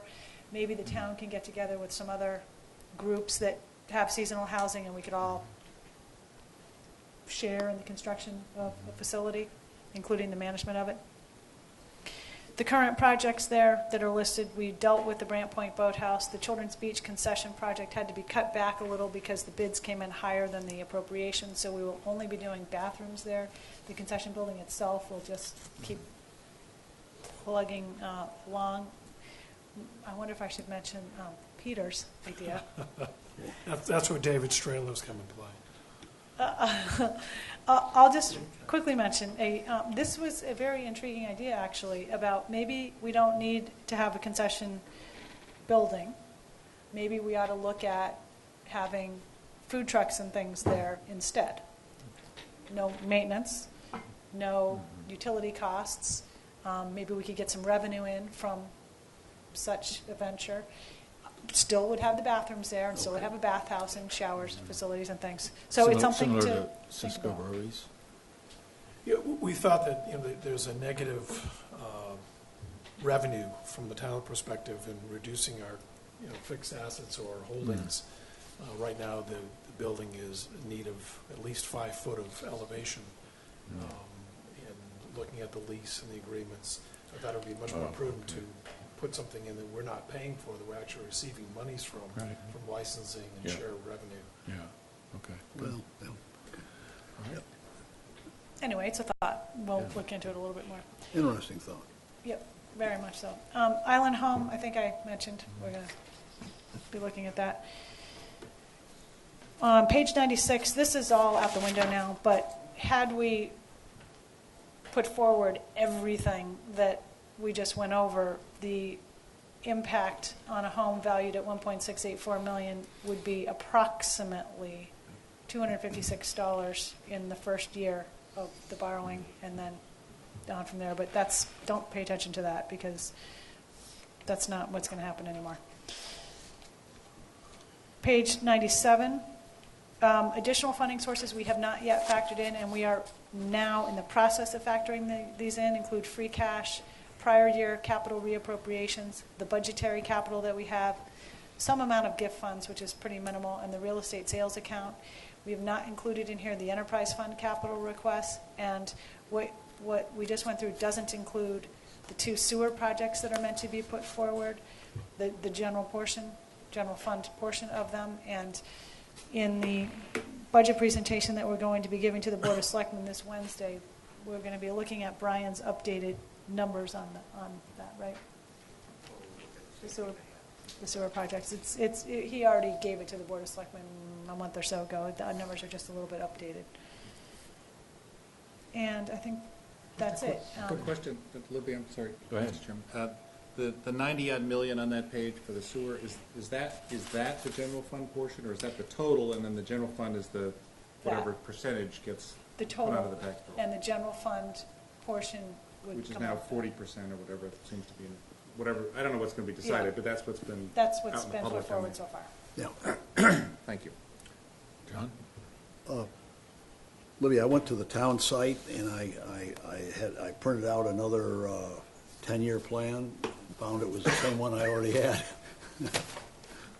There hasn't been an update on that? No, because we're not quite done yet. Okay, so, We're still working on it. Okay. Greg, did you have a? No. Okay. Anybody else with a question? All right. Thank you very much. Appreciate that. I'd like to suggest to the committee and because of the time, that we defer the next item to our next meeting.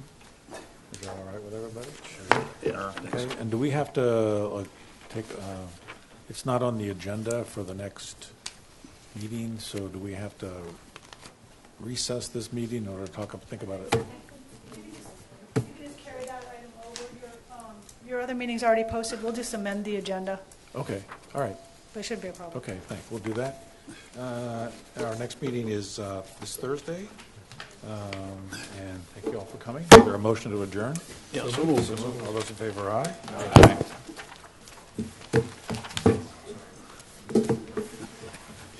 I just assumed they had a new 10-year plan, so I just printed it out, right? So I got it, I said, hey, this is the same one I had last year. It'll be interesting to see how much the sewer numbers jumped from 90 to.